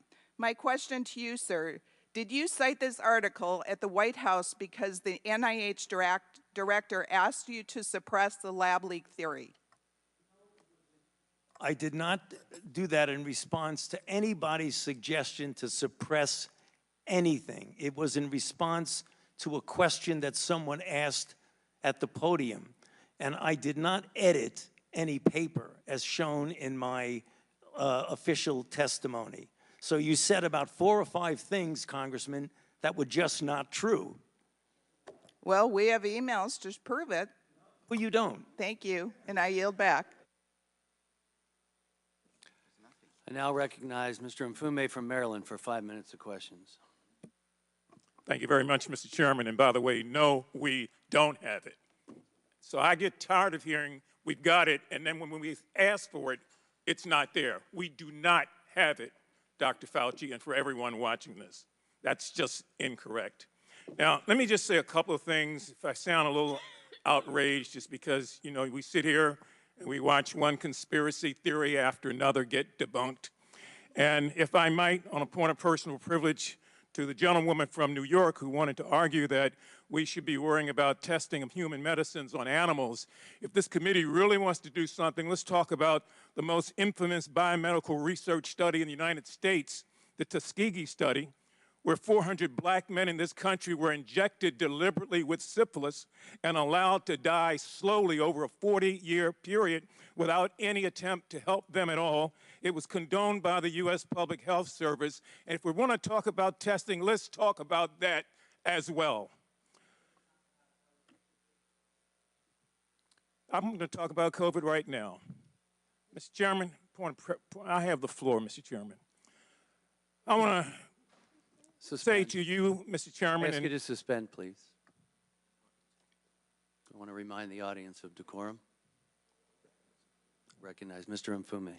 Thank you, Mr. Chairman.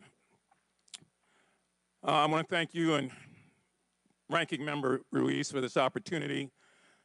Dr. Fauci, we owe you an apology for the way we have raked you through the mud, and none of us have said to you, here's where you go to get your good name and your reputation back. It's the most unfair thing I have seen. If there were evidence, if there were facts that supported the charges, I, like everybody else, would be interested, but we haven't seen a damn thing to suggest that these accusations are accurate. You've been a hero to many for 54 years, 5+ decades. You helped lead this country through the anthrax scare, through AIDS, through Zika, through Ebola, through SARS, and through COVID-19, pandemics and epidemics. We owe you a collective thank you. You are a world-renowned scientist and an American patriot. And whether or not people want to believe that, that's on them. But those facts are undisputable. For a year and a half, the Republican majority on this committee has sought to weaponize genuine scientific questions over COVID-19 and to vilify our public health officials and our nation's scientists with unsubstantiated, with baseless, with allegations that just can't stand the light of day. And so they've tried to do that with COVID-19, and we are here now as a result of the aggregated amount of foolishness that has taken place. And I've always said to this committee, every time I've had a chance to speak, let's go back to when we were in the heart of the pandemic, when our family members and friends and coworkers were dying left and right, when we were afraid to get near anybody, where we wanted to wash down our groceries before we brought them into the house, where we were willing to put on masks or headgear if it would keep us from being infected. And we turned to our leaders and our public health officials and scientists for answers. And we got some, but then we didn't get some. And then we got some later, like Dr. Deborah Birx, who was Donald Trump's expert on the virus, who said, no, bleach won't do it, don't inject yourself with it, and who also said publicly on the record that thousands of American lives could have been spared if we had done what we were being told to do by the scientific community. At least one thing is clear. Those 1 million people who died as a result of these conspiracy theories will never come back. And those families have empty seats at the table year after year. And we do a disservice if, at the very least, we don't acknowledge their deaths and the harm and the hurt that has been done to their families and learn how to find a way to trust science going forward in this country. Dr. Fauci, you've been accused over and over again of going to the CIA headquarters and sitting down and having a meeting with the CIA to construct a way to make sure that COVID raged in this country. Is that correct? That is incorrect. Dr. Fauci, have you been to the CIA office in the last 20 years or headquarters? I went to the CIA decades ago during the anthrax attacks to discuss the possibility of terrorist attacks. Thank you. I wanted to get that on the record because that's just the latest theory now, that you and the CIA director conspired. This is foolishness. People are not going to agree with you. I understand that. But we take and besmirch somebody's good name. Think about if it were one of us. We'd be jumping up and down trying to find a way to get justice. And so on behalf of those of us who are thankful, who are part of many in a grateful nation, thank you for your service, sir. I yield back. And I'll recognize Mr. Cloud from Texas for 5 minutes of questions. Thank you, Mr. Chairman. Thank you for being here. And I do want to echo some of what Mr. Nfume said, because I do think we need to focus on the people. And I think that's really what the angst that's left with the American people. It's what they had to walk through during this time. I'm going to go down a list of mitigation measures that you supported over the course of the pandemic and ask you just to give a yes or no as to whether you still believe these measures were justified. Business closures. I'm not hearing you at all. Could you please speak louder? Sure. I'm going to go through a list of COVID mitigation measures that you supported over the course of the pandemic and ask you to give me a yes or no as to whether you believe these measures were justified. Business closures. Early on, when 5,000 people were dying a day, yes. Church closures. Same thing. School closures.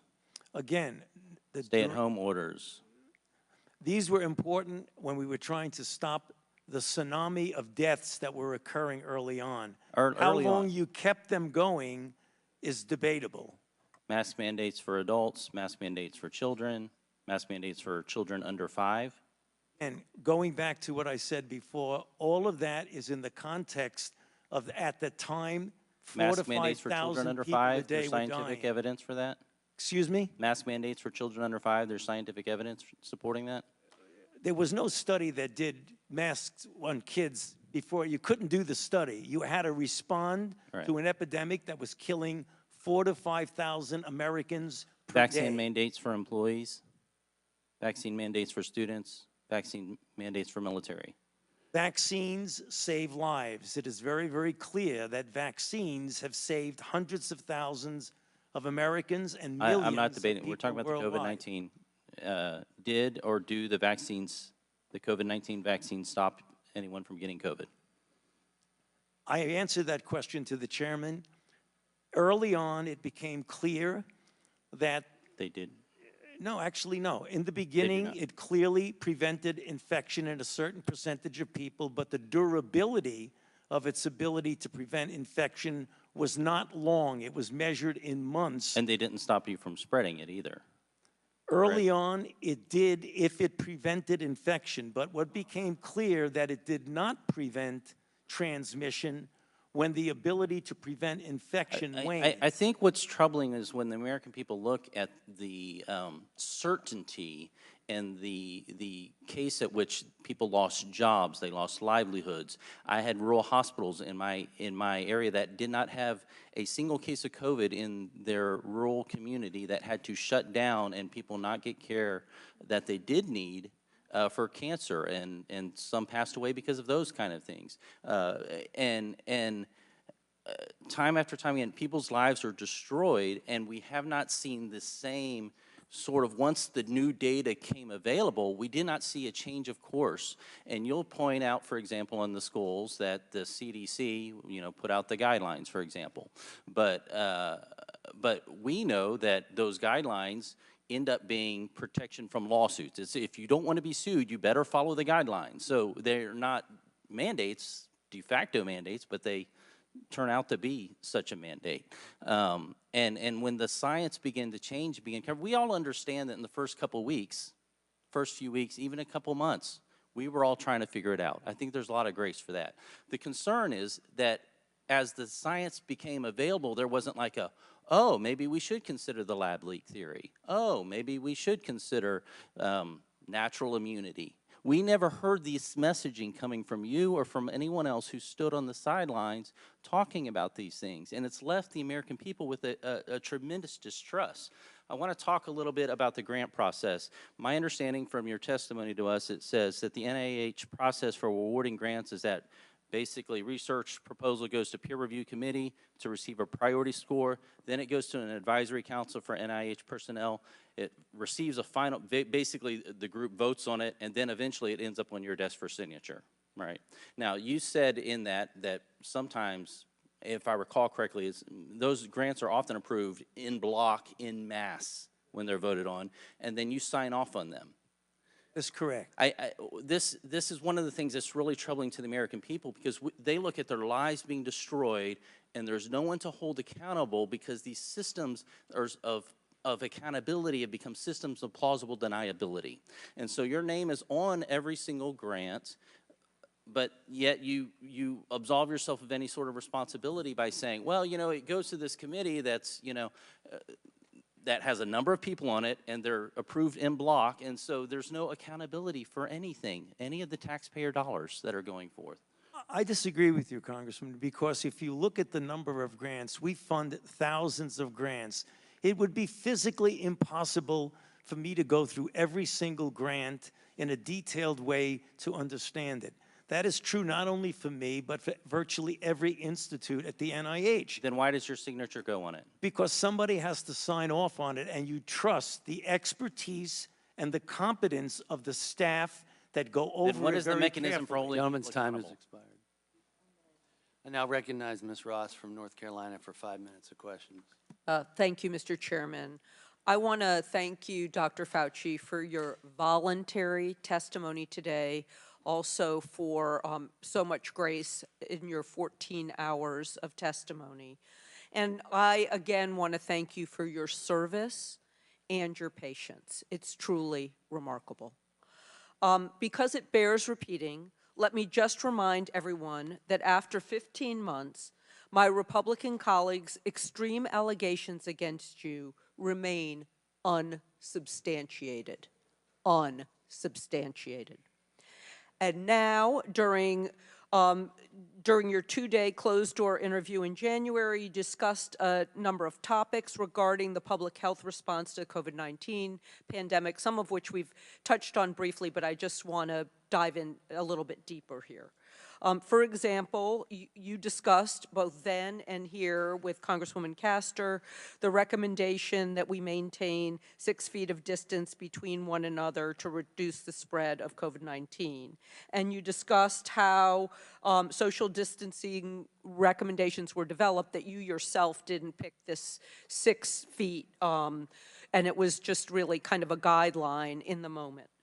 In your view, though, do social distancing recommendations and other public health measures to reduce transmission save lives? Definitely.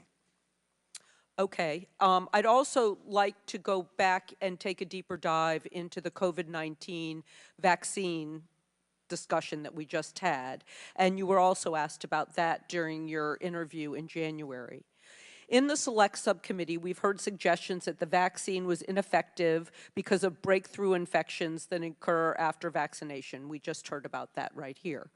But as I understand it, perhaps the strongest measure of COVID-19 vaccines' effectiveness is the reduction of severe disease and death, not necessarily getting a milder form of COVID. Could you talk about that a little bit? Yes, it's very clear that when you're dealing with many vaccines, but particularly when you're looking at COVID, as I mentioned, and I'll repeat it quickly for you, that early on there was a degree, not as much as against severe disease, of protection against infection. Unfortunately, that protection against infection, which is related to transmissibility, waned rather rapidly in a matter of months. What has stood firm, well, much better than transmission, and much better than infection, is the ability to prevent someone from hospitalizations and deaths. And in fact, the curves, Congresswoman, are stunning. When you look at the deaths and hospitalizations of people who are unvaccinated, it's like this. When you look at the deaths and hospitalizations for people who are vaccinated and boosted, it's like this. The difference is profound. When you're dealing with infection, again, less so, because of the waning of protection against infection. Well, and that was also confirmed by a Commonwealth Fund December 2022 report that which came out 2 years after the Biden administration's effort to get COVID-19 vaccines in arms, and your effort too, that it prevented more than 3 million deaths and averted 18 million hospitalizations. And that came out in 2002, but it seems to corroborate what you're saying. Indeed, and $1.15 trillion in healthcare costs. Thank you for that add. One pillar of the vaccine requirements was to have an increased uptake in the COVID-19 vaccines. And that at the time was supported by leading physicians, including the American Medical Association, the American Academy of Family Physicians, the American Academy of Pediatrics, and more. Were the vaccine requirements a clinically sound tool for improving uptake of a safe and effective vaccine? Yes, you would like people to get vaccinated voluntarily and realizing the important effect on it. But the fact that people were vaccinated by whatever their motivation was clearly saved many, many lives.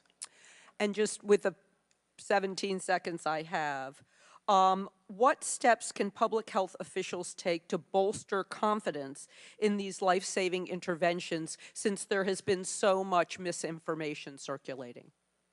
That's going to be very difficult, Congresswoman, because there is so much mis and disinformation around that we've got to do a better job of reaching out and trying to get the correct information. But that's difficult when you have a very energetic group of people continually spreading mis and disinformation about vaccines. We've got to be more proactive in putting out the facts and the data and the information that's correct. Thank you very much for your testimony, and I yield back. Now recognize Dr. Joyce from Pennsylvania for 5 minutes of questions. Thank you, Chairman Wenstrup, for convening this important hearing, and thank you, Dr. Fauci, for testifying. Dr. Fauci, one of the controversial regulations of the pandemic was the 6-foot distancing rule. This rule became an important policy consideration in subsequent regulations. However, you testified recently, and I'm quoting, "This 6-foot rule sort of just appeared." Do you think that a rule that sort of just appeared is substantial justification for the regulations that we saw based on that 6-foot rule? Congressman, thank you for that question. I answered that, but I'll summarize it briefly for you. When saying it just appeared, it came from the CDC. Okay, you stated that earlier. What was your relationship with the CDC when you saw a regulation which was not based in the current science? Well, when I say was not based in science, I meant a prospective clinical trial to determine whether 6 foot was better than 3, was better than 10. But once we realized that the virus was not spread by droplets and was aerosolized, did you feel an indication to go back to the CDC and said, let's base this on science. Let's get rid of this 6-foot rule. This 6-foot rule crippled businesses. It allowed students to stay at home and not learn. Americans suffered. And that suffering continues because the fracture of trust in American scientists continues to this day. Did you not feel an obligation for something that just sort of appeared, not to go back to the CDC and say, let's base this on what we know? It was a CDC decision, and it was clear. Were you dialoguing with the CDC? Excuse me? Were you in communication with the CDC? CDC was part of the coronavirus response team. Yep. And you didn't feel an obligation to go to them and say, look, Americans aren't going to trust us. Yeah. We're providing them with misinformation. We have discussions at the White House about that. We did, but the CDC's decision and was their decision to make, and they made it. And you didn't feel an obligation as the lead scientist at the NIH to challenge that? I've challenged the CDC multiple times. Publicly on this regard? Issues. Excuse me? Publicly, you challenged them on the 6-foot distancing rule? It is not appropriate to be publicly challenging a sister organization. Do you agree that Americans now have lost their trust in science, in lead science from government because of misinformation like this? Well, when you talk about misinformation, I think that you have to be careful. It's not disinformation. It was information that ultimately proved, when you put the aerosolization in, that it was not an effective rule to have 6 feet of distancing. Dr. Fauci, let's move on. On April 21st, Dr. Morens wrote to Dr. Daszak in an email that there is no worry about FOIAs. I can either send stuff to Tony on his private Gmail, hand it to him at work, or at his house. He is too smart to let colleagues send him stuff that could cause trouble. Do you realize that this impact still considers today? This is your lead trusted researcher who works with you, your advisor. Do you realize the impact of that? It was a terrible thing. It was wrong, and it was inappropriate. Thank you. I think we all agree it was incredibly inappropriate. Recently, in an op-ed that Senator Roger Marshall published just yesterday, he raised concern about HHS FOIA compliance following your testimony in front of the Senate Help Committee. Dr. Fauci, what involvement did you have in HHS not responding to FOIA requests following your testimony in the Senate in 2021? I had no role whatsoever in anything to do with the request.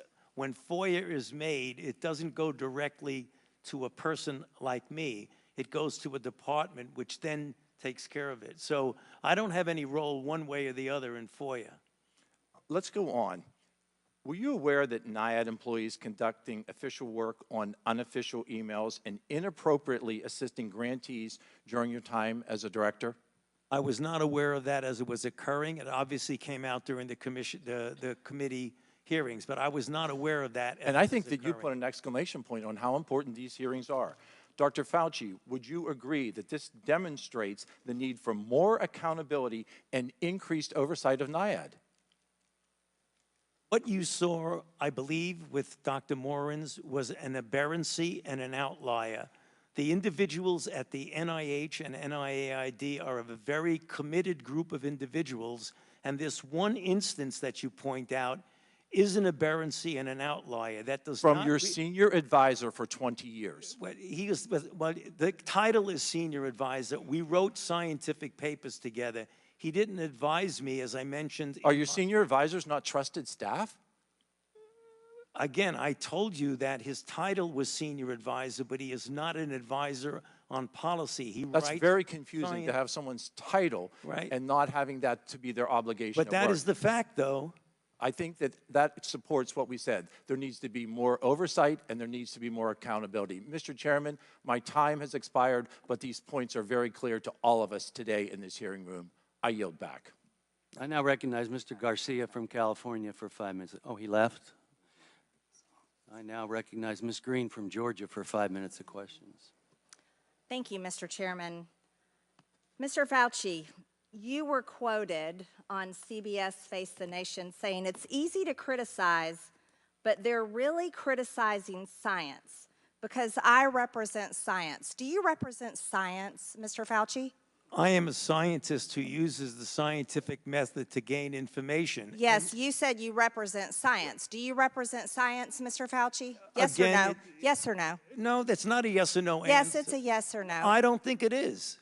Okay, well, we'll take that as a you don't know what you represent. Oh, But this, as director of the NIH, you did sign off on these so-called scientific experiments. And as a dog lover, I want to tell you this is disgusting and evil, what you signed off on, and these experiments that happened to beagles paid for by the American taxpayer. And I want you to know Americans don't pay their taxes for animals to be tortured like this. So the type of science that you are representing, Mr. Fauci, is abhorrent, and it needs to stop.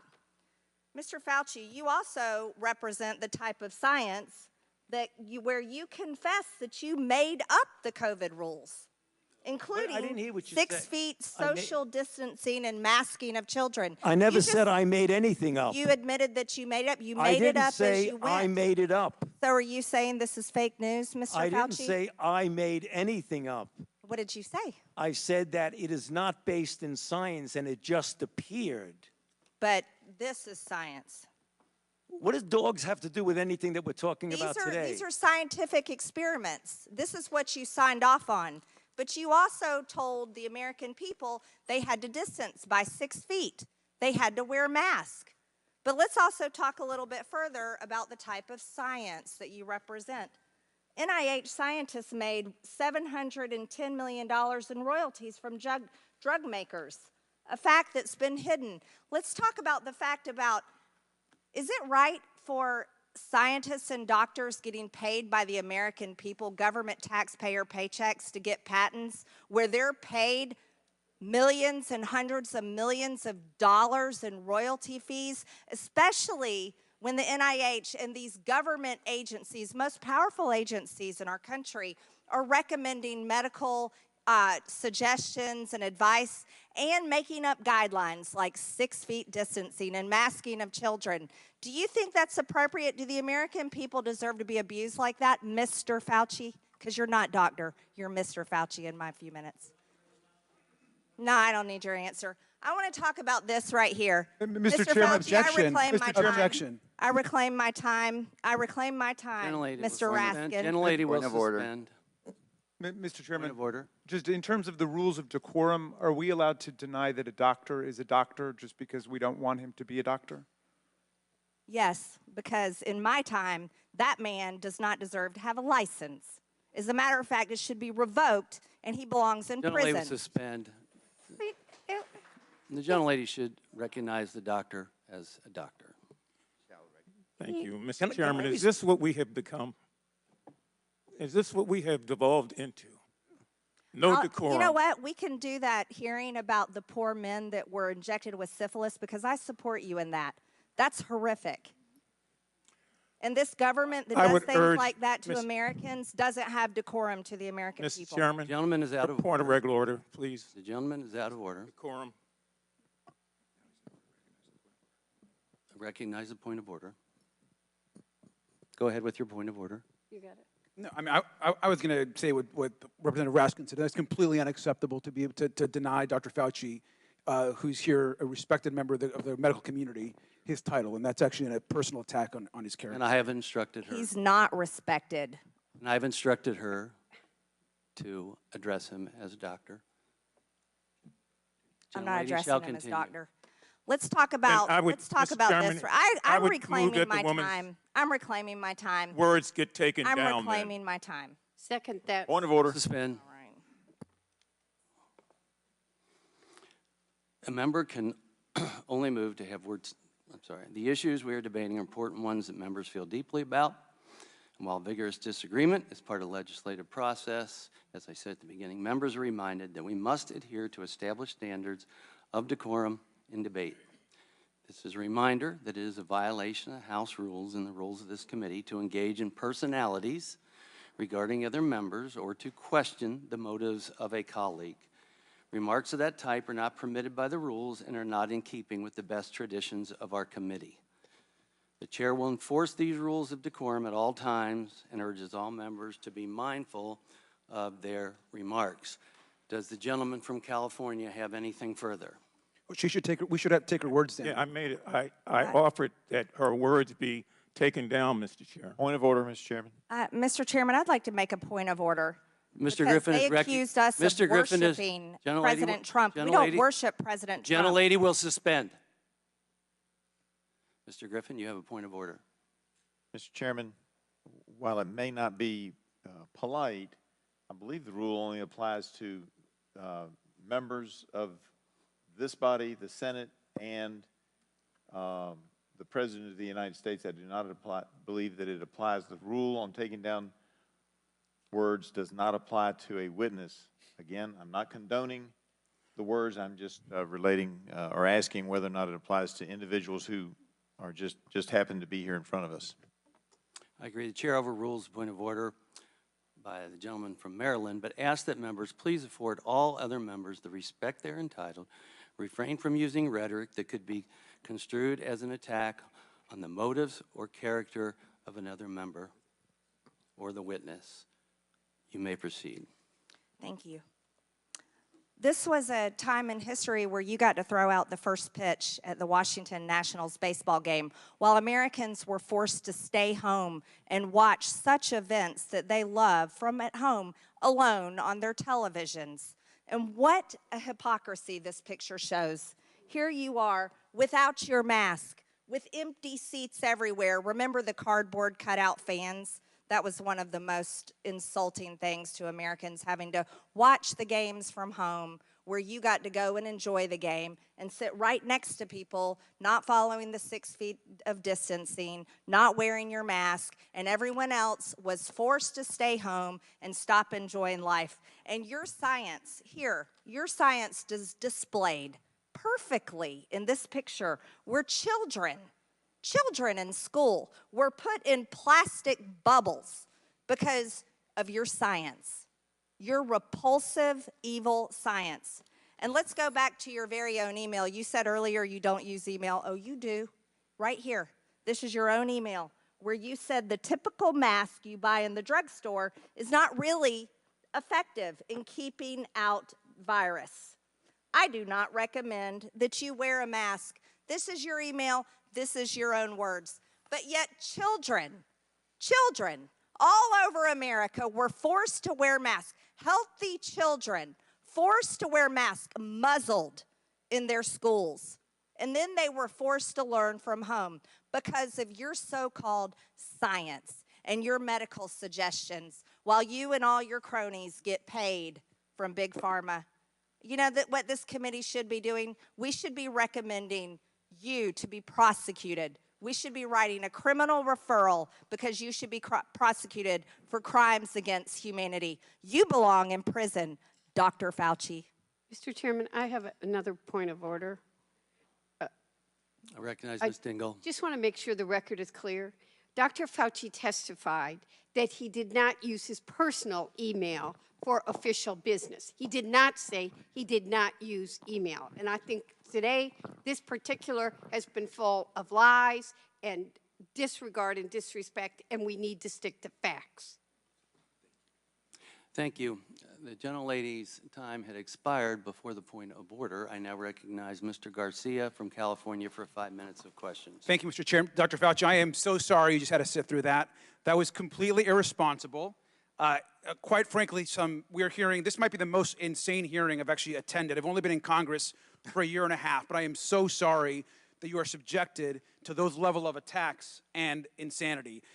Your quote-unquote so-called science that the gentlewoman is referring to has saved millions of lives in this country and around the world, and I want to thank you for that. I also think it's important to note that, in my opinion, is that you are an American hero and your team has done more to save lives than all 435 members of this body on both sides of the aisle. You guys have worked not just during this pandemic, but over time to save millions of lives in this country and across the world. We lost 1.1 million American lives. 1.1 million American lives, 7 million lives around the world. We were having 9/11-like events, death events daily in this country, losing 4,000, 5,000 people every single day.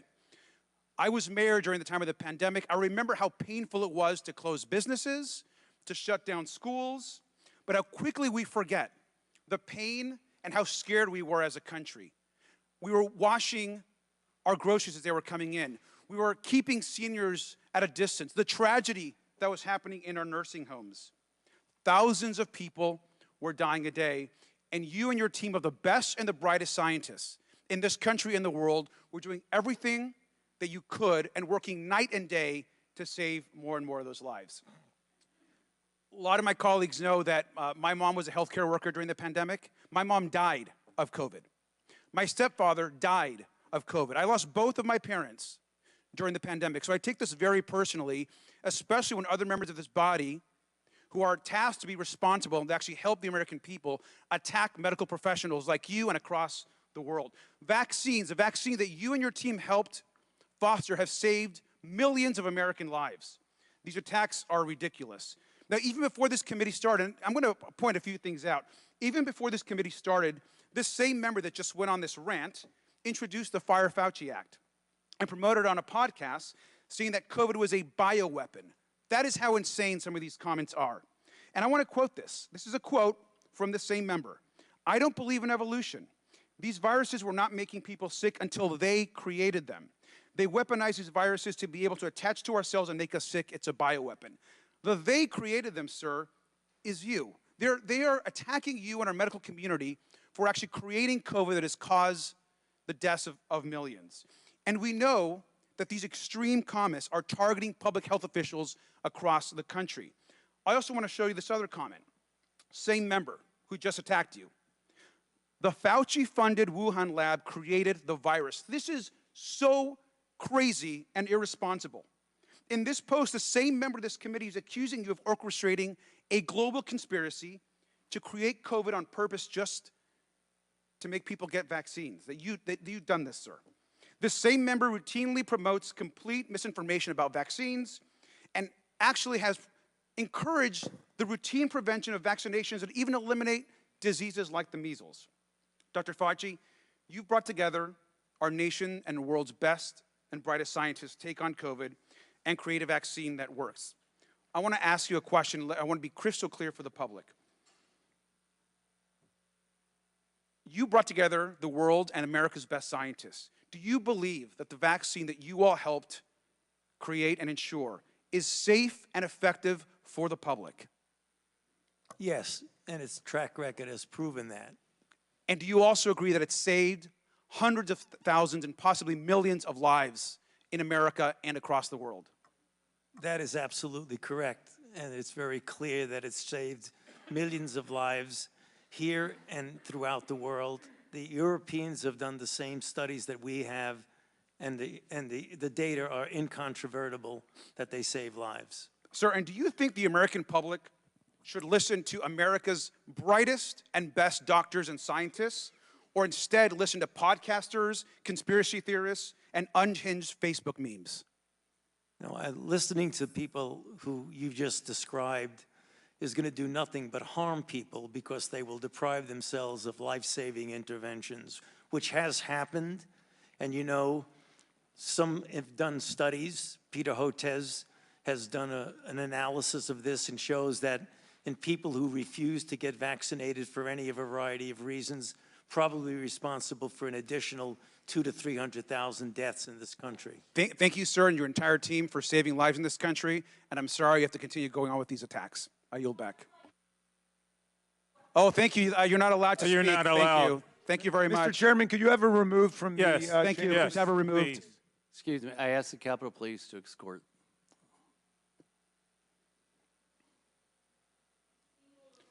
Yep, thank you. She can be removed. Yeah, you can be removed. Actually, you're not allowed to speak. Your time has Take your expired. Starbucks with you. Mr. Garcia, Mr. Raskin, you're out of line. Your times have expired. I now recognize Dr. Jackson from Texas for 5 minutes of questions. Thank you, Mr. Chairman. Dr. Fauci, I have to say, I, as so many Americans, am deeply disappointed in your actions during a critical time in our nation's history while you were in key leadership roles as the director of the National Institute of Allergy and Infectious Disease and as the chief medical advisor to President Biden. Put quite simply, you failed miserably, in my opinion. Based on all we have learned during the pandemic and all that we have since learned through this committee's work, I believe your failures stem from both an effort of self-preservation, manifested by a series of lies and cover-up, and by a total failure of leadership. It was obvious to everyone that you and your organization, NIH, had a lot to lose if the American people were to discover that COVID-19 was most likely leaked from a lab in Wuhan, China, and that you, via EcoHealth Alliance and Peter Daszak, actually funded this research, and that this lab was actively and recklessly conducting gain-of-function research. As such, you did everything in your power to deflect and cover up this possibility. You even recruited others to help you in this effort. Unfortunately, this cost our country and the world valuable time that may have led to answers regarding the origin, may have blunted the spread, and would have almost certainly saved lives. While I think most of us have known all along what I just described, what I have been appalled to discover through sworn testimony to this committee is the level at which you and those that worked for you went to cover up the obvious. Just a few examples, and I know these have been touched on, but they're important for everyone to hear. Dr. Lawrence Tabak, former acting director of NIH, testified that under the generic definition that NIH did in fact fund gain-of-function research. This was based on a definition that was initially used by NIH and a definition that was abandoned and removed from the website in October of 2021 and replaced by a new, much more detailed definition with a much higher bar that you have since conveniently used to define gain-of-function testing and to deny what Dr. Tabak has since confirmed. He also said that EcoHealth Alliance failed to properly and promptly report that their research violated the terms of the grant, something that went completely unaddressed under your watch. Dr. Moran's, your senior advisor, who you have tried today to distance yourself from, but whose large volume of emails clearly demonstrate that you had a very close and personal relationship with, and who reported to you directly, has openly bragged about how he subverted FOIA requests. I remind you that the law requires you and your former organization to comply with Freedom of Information Act requests. It is not optional. If you or your employees or your organization that you oversaw were systemically avoiding transparency and illegally hiding or destroying documents that rightfully belong to the American people, then you should be criminally charged and they should as well. In addition, Dr. Gregory Folkers, your chief of staff, also engaged in illegal practices in which he crafted messages using symbols instead of letters to avoid FOIA exposure. In an email, April 2020, from Dr. Moran's to Peter Daszak, he says, quote, "There are things I can't say." Well, I wonder what he couldn't say.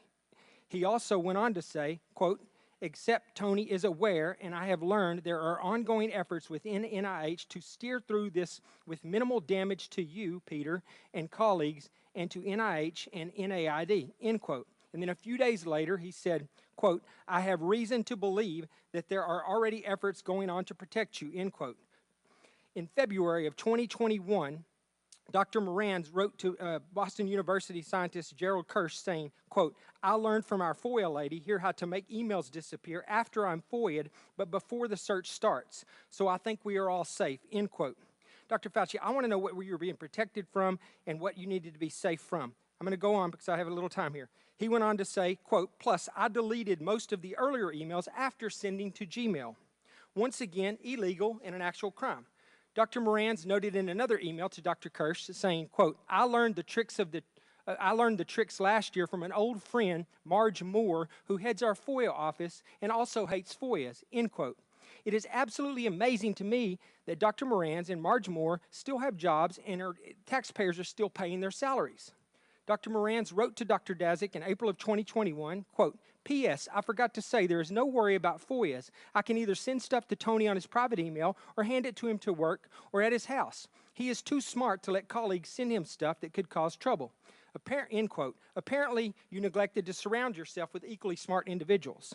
Dr. Morans wrote to another collaborator, Peter Hotitz, in June 2021 at Baylor College of Medicine that he had deleted all his emails related to COVID origin when, quote, the shit hit the fan, end quote. He said, quote, I feel pretty sure Tony were too. The best way to avoid FOIA hassles is to delete all emails when you learn the subject is pretty sensitive.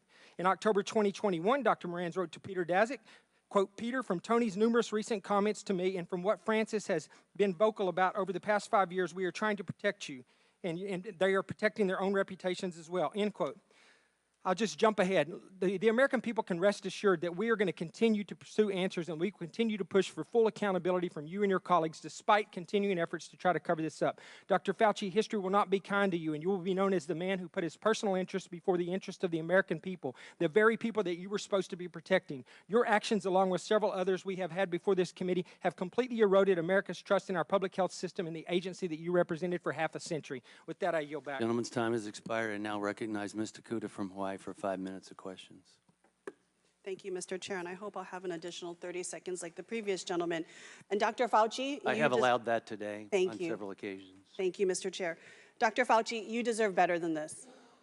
The other side suddenly cares about puppies, ironic given recent book publications, versus the millions of people that you have kept safe and alive over your lifelong commitment to public health. I'd like to use my time to dispel some of the myths about you that have circulated in right-wing circles. We can all acknowledge that, yes, suspension of in-person activities during the early days of COVID, it was necessary to save lives and to stop the spread, and it was not without its challenges. It was difficult, particularly for our nation's students, like my 2 sons in public schools, and our business owners. But to completely blame these policies on you, Dr. Fauci, is absolutely ridiculous. I'd like to make the record clear on something. The decision to suspend in-person learning, dining, and other activities, that was not a decision that you were somehow solely responsible for, including in your role as NIAID director. Is that correct? In fact, these decisions were actually made at the state and local level in communities across the country, like my home state of Hawaii, which was particularly aggressive, in part as a response to the Trump administration's early failure to contain the initial outbreak of the virus. Is that not correct? I'm sorry, I didn't, ma'am, I'm not really hearing you very well. Could you just put your... We'll put it a little bit closer, but to be clear that the decisions were actually made at the state and local levels in communities across the country. That is correct. Okay, thank you. Now I'd like to shift topics and turn to the allegation that you sought to suppress opposing viewpoints about the pandemic response. Over the past 15 months, majority members of this subcommittee have levied the allegation that federal health officials censored proposals like the Great Barrington Declaration, which were inconsistent with the overwhelming consensus of the scientific and medical community.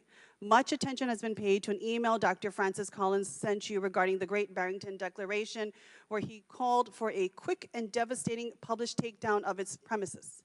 To be clear, this was not Dr. Collins suggesting that you suppress or censor the Great Barrington Declaration. Rather, he was suggesting that the points you just explained be memorialized to substantively refute the scientific premises of the Great Barrington Declaration. Is that correct? Yes. And there was good reason for Dr. Collins to have substantive concerns. The Great Barrington Declaration proposed lifting mitigation measures for the vast majority of society and preserving them only for certain populations, including the elderly and people with underlying health conditions. This was months before a vaccination was available, and public health systems were already being overwhelmed and thousands of Americans were dying daily. Dr. Fauci, what percentage of the population did we estimate needed to be infected with COVID before we would achieve so-called herd immunity? Herd immunity was very elusive with COVID, and the Great Barrington Declaration was flawed both conceptually and in practice. Conceptually, that you could shield vulnerable people as if the only vulnerable people are those in nursing homes. We have tens and tens of millions of vulnerable people that you couldn't possibly shield. People with underlying conditions, the elderly, those would be the individuals. So it would be conceptually impossible to do that. Herd immunity, as we know, means if you have a virus that doesn't change and a virus in which when you get infected or vaccinated, you have highly durable, perhaps lifelong immunity. That's not the case with COVID. We know immunity wanes and we have multiple variants. So in practical purposes, the Great Barrington Declaration was invalid, both conceptually and practically. Thank you, Dr. Fauci. You've answered a few of my other questions in terms of the fact that for many of us that live in multi-generational communities, thousands, hundreds of thousands, millions more lives would have been impacted by this so-called approach. And given the fact that the virus's rapid evolution that we have seen since 2020, herd immunity approaches would be absolutely ineffective against COVID. If you would answer one more question, considering the mortality rates at the time, how many more deaths might we have seen, just briefly? I mean, if we had done that, just let it rip, there very likely would have been another 1 million people would have died, I would imagine. Thank you, Dr. Fauci. So it wasn't the federal government suppressing the Great Barrington Declaration. Rather, it was about protecting and saving millions of American lives. The COVID-19 pandemic wasn't some academic exercise. It was real. It was in real time. It was about saving lives in real time. Theories like herd immunity may seem plausible on paper, but we have to remember that it is based upon the assumption that enough people would have to be infected. And that would likely have meant that our family members, our friends, our neighbors, our constituents, especially those in our most marginalized, multi-generational rural communities, would have died. So thank you, Dr. Fauci. I want to thank you, not blame you. Thank you for your science. Thank you for your science that have saved millions of American lives, kept us safe, including my children, many of our families right here on this dais. And thank you for clarifying these points for the record and for all of your efforts to keep us safe during the pandemic and so many other health crises we have faced over the decades that you have served. Mahalo, Mr. Chair, and I yield back. Now recognize Dr. McCormick for 5 minutes of questions. Thank you, Dr. Wenstrup, Chairman. It's been insinuated that politicians, only bloggers, only conspiracy theorists are disagreeing with you. I want to point out that I'm probably the only member of Congress that actually treated patients during the pandemic from the very beginning to the very end of the pandemic, during night shifts in the ER. Thousands of patients during that time. And in 2020, I was censored. My medical license was threatened because I disagreed with bureaucrats. Literally taken off the internet as a person who was treating patients with leading-edge technologies, developing theories, but doing my very best, but being censored by the United States government for the first time, stepping in and taking the place of medical professionals as the experts in healthcare. Any dissent surrounding COVID-19 treatments, mask mandates, and any public policy surrounding the pandemic was immediately labeled as anti-science.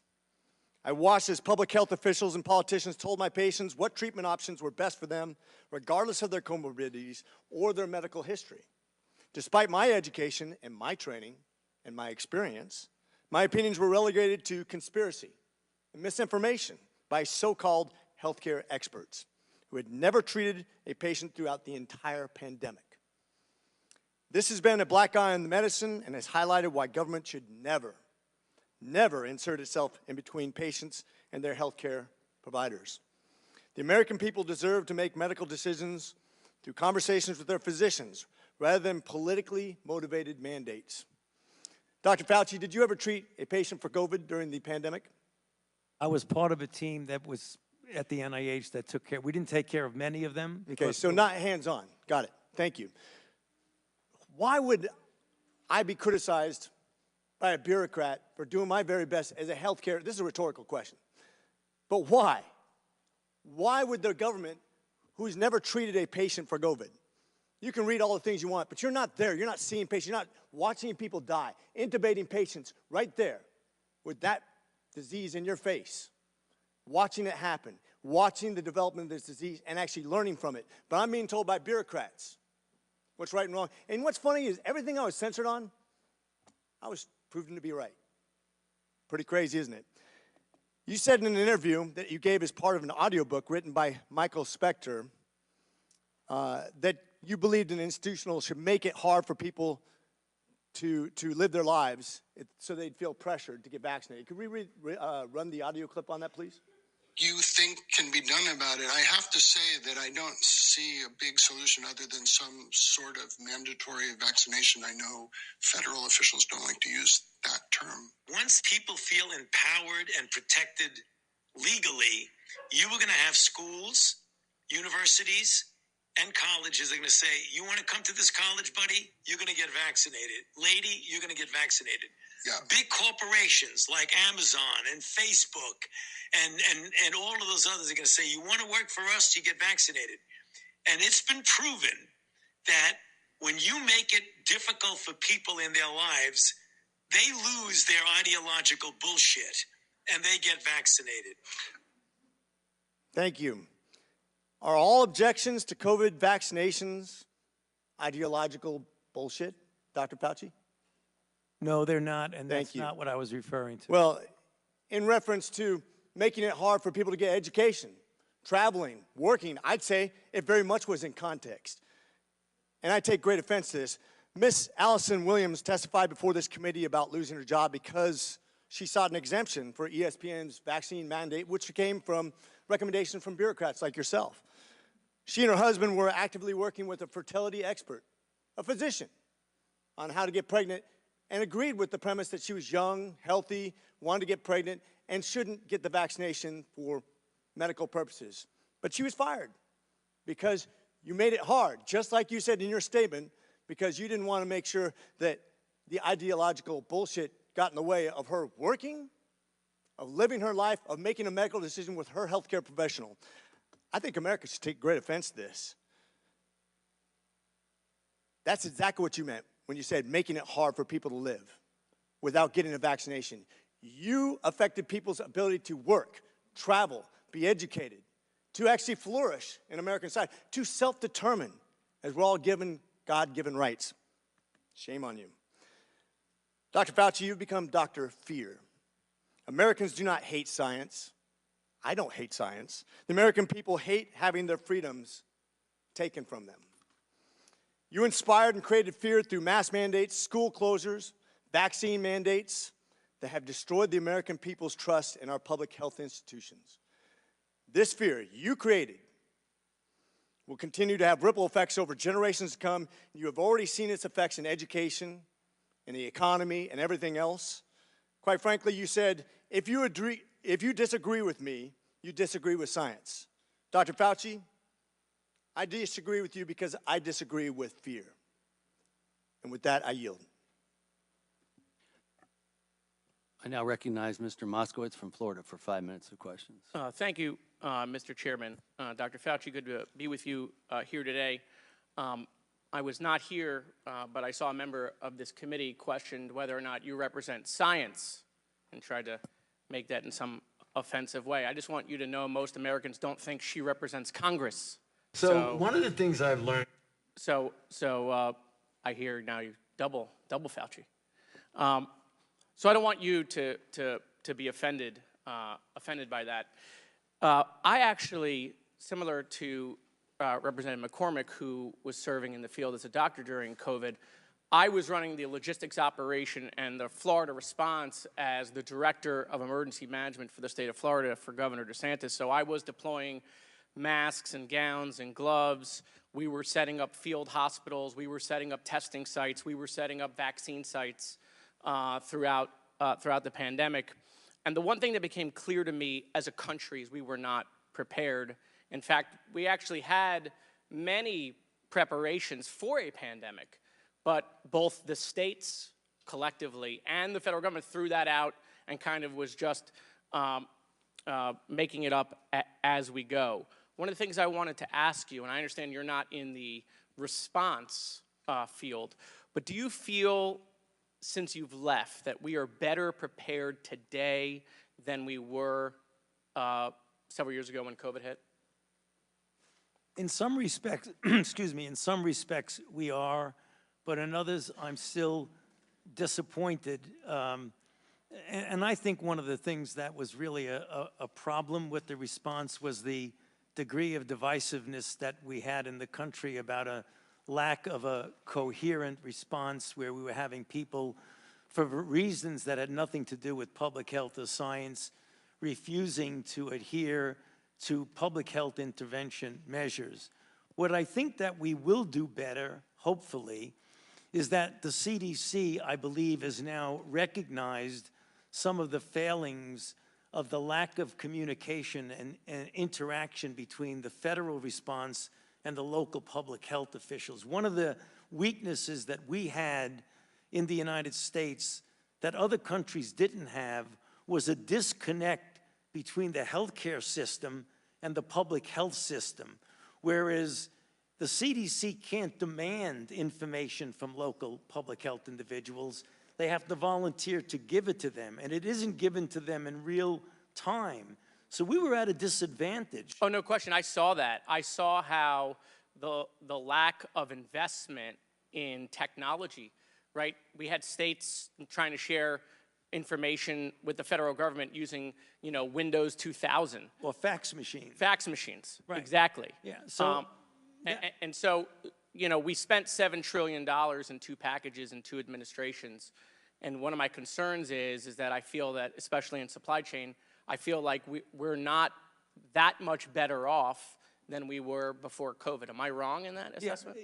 Yeah, I don't think you're wrong, but I hope that the CDC has made it very clear that they are trying to change that and correct that deficit of a separation between the local and the federal CDC so that we can get information in real time. It was very frustrating for us that often we had to go to the UK or South Africa or Israel to get real-time information because they had a connection between what was going on in the ground and their public health system. So they knew right away what was happening. We didn't. Dr. Fauci, you talked about how, we live in partisan times, a lot of misinformation, and, colleagues on this body said, you should be, charged and found guilty. Of course, the only one that's happened to is your former boss.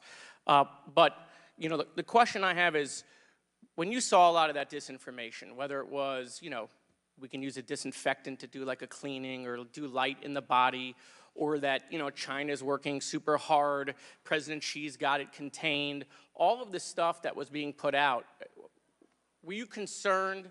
What was your feeling at that time, working in the administration, seeing that come from the podium? Well, I was very frustrated by that. It was very clear. I was put in a very difficult position that I didn't like, of having to contradict publicly the President of the United States. I took no great pleasure in that, but I felt it was my responsibility to preserve. He must have thought you did a great job. He gave you a commendation right before he left. Well, I felt it was my responsibility, as to preserve my own personal integrity and my major responsibility to the American public to tell them the truth. And if I could just take this opportunity, when I was saying that if you attack me, you attack science, I didn't mean that I am science. What I meant was that when the data showed that hydroxychloroquine does not work, and there are people saying, oh, it does, I'll give it to people, and we know it can be hurtful to them, then when you're attacking what I'm saying, that the science shows it doesn't work, and the science shows that bleach doesn't work, that when you attack that, you really are attacking science, because science has shown that it doesn't work. That's what I meant. When you're attacking me, you're attacking science. Thank you, Doctor. Thank you, Mr. Chairman. I yield back. Gentleman's time's expired. Now recognize Mr. Jordan from Ohio for 5 minutes. Thank you, Mr. Chairman. Doctor, why was it so important that the virus not have started in a lab? We don't know where it started, and that's the reason why I keep an open mind. So I don't know what you mean by why was it so important. It wasn't important. Well, you still don't know where it started? The guys you gave money to figured it out in 3 days. No. Mr. Anderson said on January 31st, 2020, virus looks engineered, virus not consistent with evolutionary theory. The very next day, Dr. Gary said, I don't know how this happens in nature. It'd be easy to do in a lab. And then 3 days later, Shazam, they switch and say it has to be nature. So they figured out in 3 days, but you still don't know? No, in fact, if you look at what they were saying, Congressman Jordan, they were saying that it was not a manufactured virus. It still could have evolved out of a lab. Well, let me read something here to you. They're not incompatible. In our study on the censorship of the Biden administration working with big tech, I want to read you a WhatsApp message from Mark Zuckerberg. Can we include that the White House put pressure on us to censor the lab leak theory? So this is a communication on July 16th, 2021. Nick Clegg, Joel Kaplan, Sheryl Sandberg, Mark Zuckerberg. They're certainly feeling the pressure to downplay any lab leak theory and go with the natural origin theory. Is there a question there? One's coming. Here's another email to Mark Zuckerberg. It says, subject line, COVID misinformation, Wuhan lab leak theory. In response to continued public pressure and tense conversations with the new administration, we started removing 5 COVID claims, including the lab leak theory. Mr. Zuckerberg responds, this seems like a good reminder that when we compromise our standards due to pressure from an administration in either direction, we often later regret it. Why was it so important the virus not have started in a lab? Wasn't so important that the virus not. We don't know. We know it was important to someone in the Biden administration, so much so that the top people at Meta, the top people at Facebook are asking, why are we getting all this pressure to downplay the lab leak theory? And we have an email from June of the same year, June 4th, 2021, saying the same thing. It was certainly important to somebody. Well, what has that got to do with me?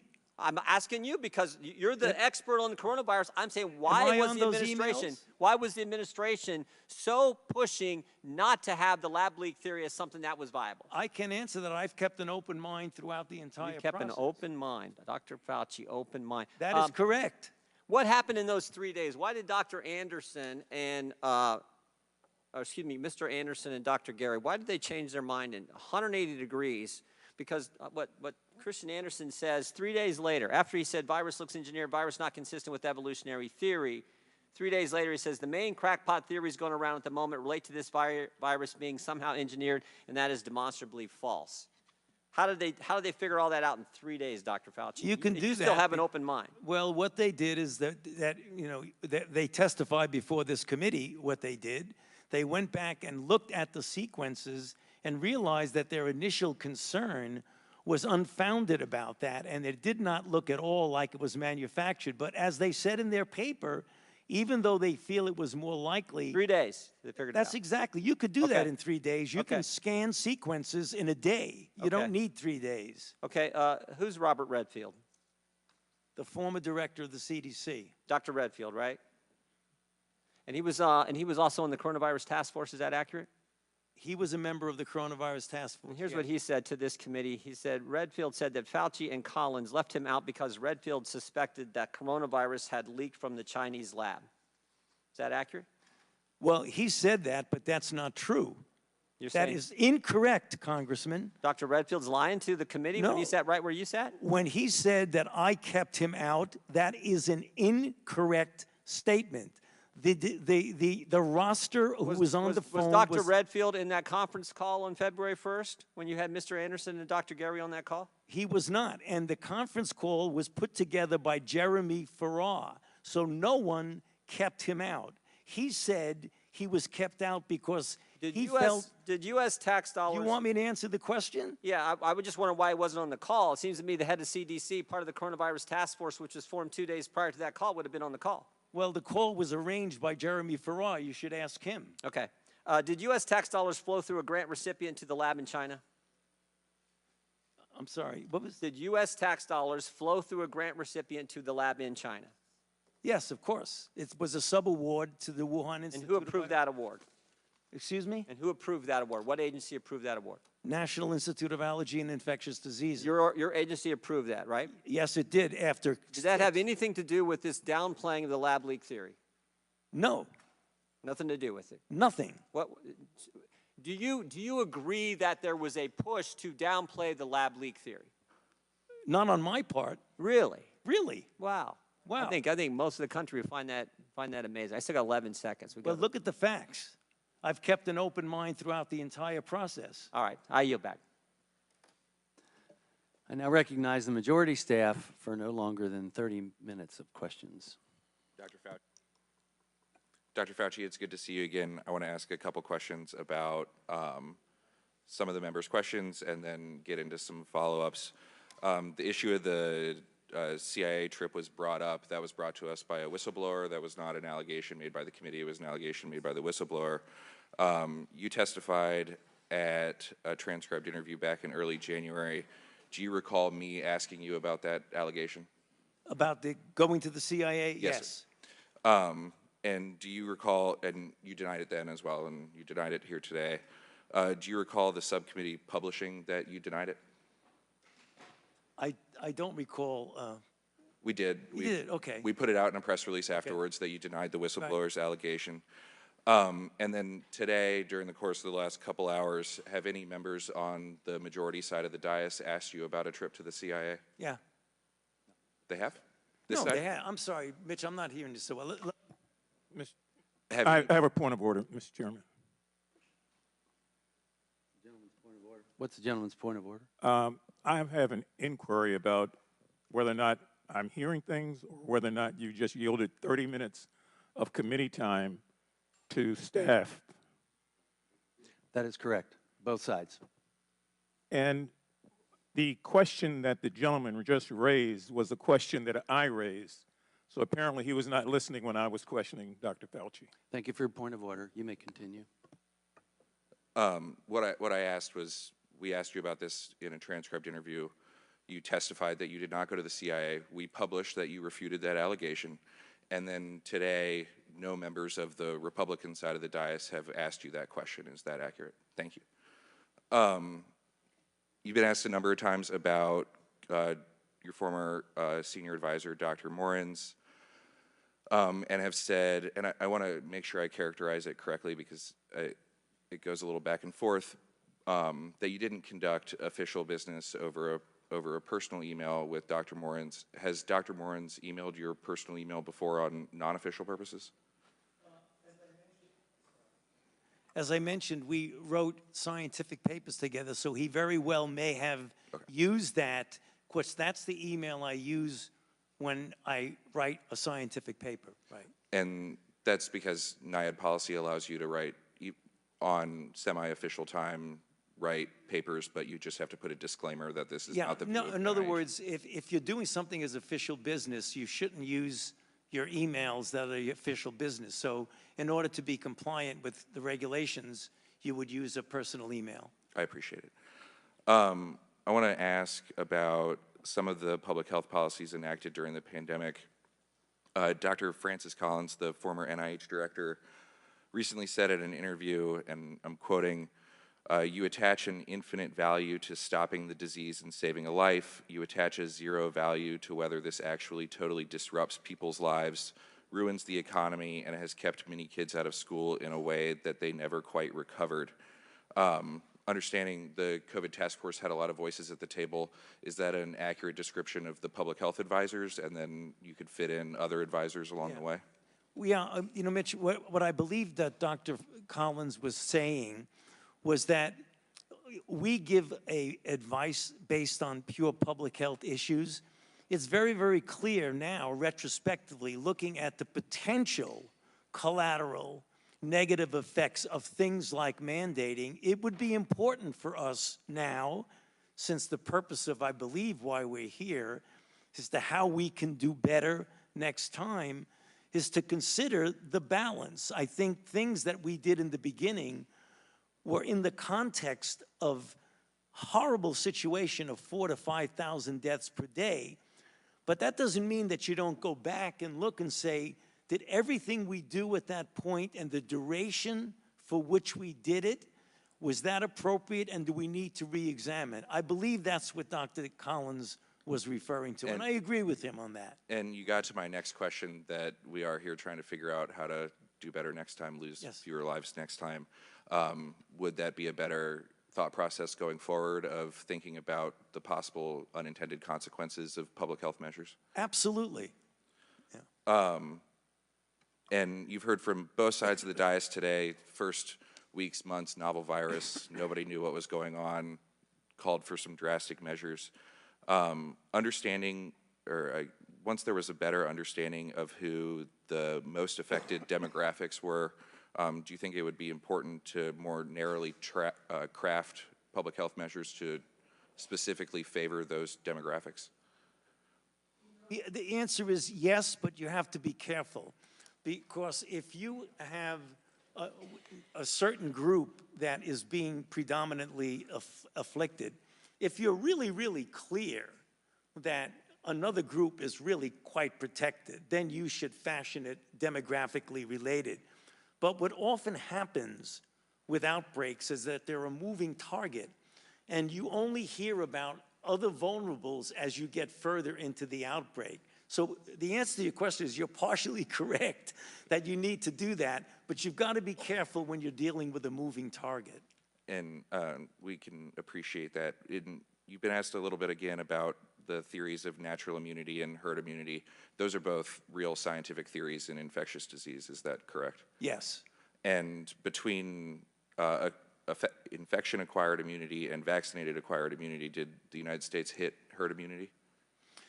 The answer is no, and I've written a paper on that, is that when you're dealing, and just let me take 30 seconds, I don't want to run out the clock on you, but I think it's important to make this point. When you talk about herd immunity, it's predicated on two principles, that you're dealing with a pathogen that's not changing, and number two, that when you either get infected or vaccinated, the duration of the immunity is measured in decades, if not a lifetime. So that if you have a pathogen that stays the same, like measles doesn't change. So I was infected with measles when I was a child. It's the same measles that's infecting people in certain countries in the developing world. Number two, when you get either infected or vaccinated with measles, you have immunity that's durable minimally in decades and possibly for life. So if you get the same pathogen and you get a large percentage of the people who have either been infected or vaccinated, then you have herd immunity. We did not ever have that with COVID. And you've also been asked a number of times about the vaccine and vaccine mandates. Were you the one that recommended to the president to mandate vaccines for certain individuals? No. Do you know who did? No, it was more of it was a combination of a group and just saying that, certain agencies like the Labor Department or what have you would feel that this would be done. But it was not like I one day said, hey, we should mandate vaccines. That did not happen. And I want to echo the comments of the chairman that we agree the vaccine saved hundreds of thousands of lives. And we talked about this a little bit in January, and I think you touched on it a little bit today. Could issuing these mandates and removing the notion of informed consent from some certain sects of the citizenry lead to vaccine hesitancy? Yeah, I mentioned this, I believe, in the TI, that as a matter of fact, that's something that I think we need to go back now when we do an after the event evaluation about whether or not, given the psyche of the country and the pushback that you get from those types of things, we need to reevaluate the cost-benefit ratio of those types of things. And then I won't belabor the point, but we talked about the 6-foot distance an awful lot today. Do you recall if it was ever suggested to be 10 feet? I don't recall, Mitch, if it was ever suggested it was 10 feet, but when I made my explanation of what it was, I was saying that there was no trial that looked at 10 versus 6 versus 3 versus not even worrying about it at all. And you said today that there were discussions at the White House about the 6-foot rule. You don't recall if it was discussions about whether or not it should be 3 or should be 10 or should be 6? I don't recall, Mitch, what the exact discussion was, but as I've said in response to multiple questions, what we had, the CDC was said that on the basis of their evaluation, which was based on the droplet approach, that 6 foot would be to go. And since there was no clinical trials going one way or the other, that's why it was accepted by the group. And then it hasn't been a large topic today, and we talked about kind of, again, the many unknowns in early 2020. Schools were closed through the semester. Some schools reopened for the fall semester. Some remained closed going through into 2021. Looking back, are there current academic ramifications of remote schooling or kids not being in school? I think there have been a number of, I know, that there have been a number of studies to show that there are lasting effects, at least up to this point. They tend to attenuate over time, but there have been substantial negative effects on learning and on children when you keep them out of school for a prolonged period of time. Have you seen any studies suggesting physical health ramifications? I haven't seen physical health ramifications. Mental health? I believe that there are some that show psychological issues that relate to keeping kids out of the environment, of the social environment of the school. And apologize for bouncing around. We don't have 14 hours with you today. I've got 30 minutes, so I'm gonna. I'm so sorry about that. I'm gonna move quickly. Yeah. Again, across the dais, both sides of the aisle, a lot of questions on the origins of COVID and finding out the origins and how that could better lead to both protecting against spillover and wildlife trade, but also increased biosafety standards. As you sit here today, is it possible that COVID-19 was the result of a laboratory-related accident? Oh, absolutely. And like I mentioned multiple times, I keep an open mind. I feel, based on the data that I have seen, that the more likely, not definitive, but the more likely explanation is a natural spillover from an animal reservoir. But since there has not been definitive proof one way or the other, we have to keep an open mind that it could be either. And based on that answer, I think, is the hypothesis that COVID-19 accidentally leaked from a lab a conspiracy theory? No, I mentioned that several times. Conceptually, the concept of it is not a conspiracy theory. We've talked a little bit about the proximal origin of SARS-CoV-2, the paper authored by Dr. Anderson. It came to two primary conclusions, and I'm quoting, "Our analysis clearly show that SARS-CoV-2 is not a laboratory construct or a purposefully manipulated virus, and we do not believe that any type of laboratory-based scenario is plausible." Do you disagree with those conclusions? I think, Mitch, if I'm not mistaken, I don't have the paper in front of me, I think they also said the possibility of if you passaged it, and you could have done that. And and if you passage it, it's in a lab. So it is, I mean, that could be. And they dispelled that at the end with we do not believe that any type of laboratory-based scenario is plausible. So I ask again, is a laboratory-based scenario plausible? Well, I mean, again, I don't want to speak for what they meant in that paper, but I have said multiple times, I keep an open mind that it could be either a laboratory leak or it could be what I think the data is leaning towards mostly, which is a natural occurrence from an animal reservoir. And this email was brought up too on April 16th, 2020. Dr. Collins wrote to you and said, wondering if there's something NIH can do to help put down this very destructive conspiracy, referencing the lab leak. I hope the Nature Medicine article on the genomic sequence of SARS-CoV-2 would settle this, but probably didn't get much visibility. Anything more we can do? The next day, you were at a White House press conference and cited proximal origin and said that proximal origin established that COVID-19, quote, is totally consistent with a jump of a species from an animal to human. Did anyone tell you to cite proximal origin from the White House podium? No, it was in response, I believe, to a question that might have been asked by a reporter, but I wasn't stimulated to say that at all. I was responding to a question. At that time, back in April of 2020, was it also your belief that a lab leak was possible? Yeah, I've always had an open mind about it. And then I want to correct the record again a little bit on the drafting and publication of the proximal origin paper. Did Dr. Anderson send you drafts to review? He sent drafts, but I'm going to jump ahead of you, if I might, dribble around. I did not edit it. It was mentioned by a few of the congressmen. I did not edit the paper. And I appreciate that. I just wanted to get on the record. Right.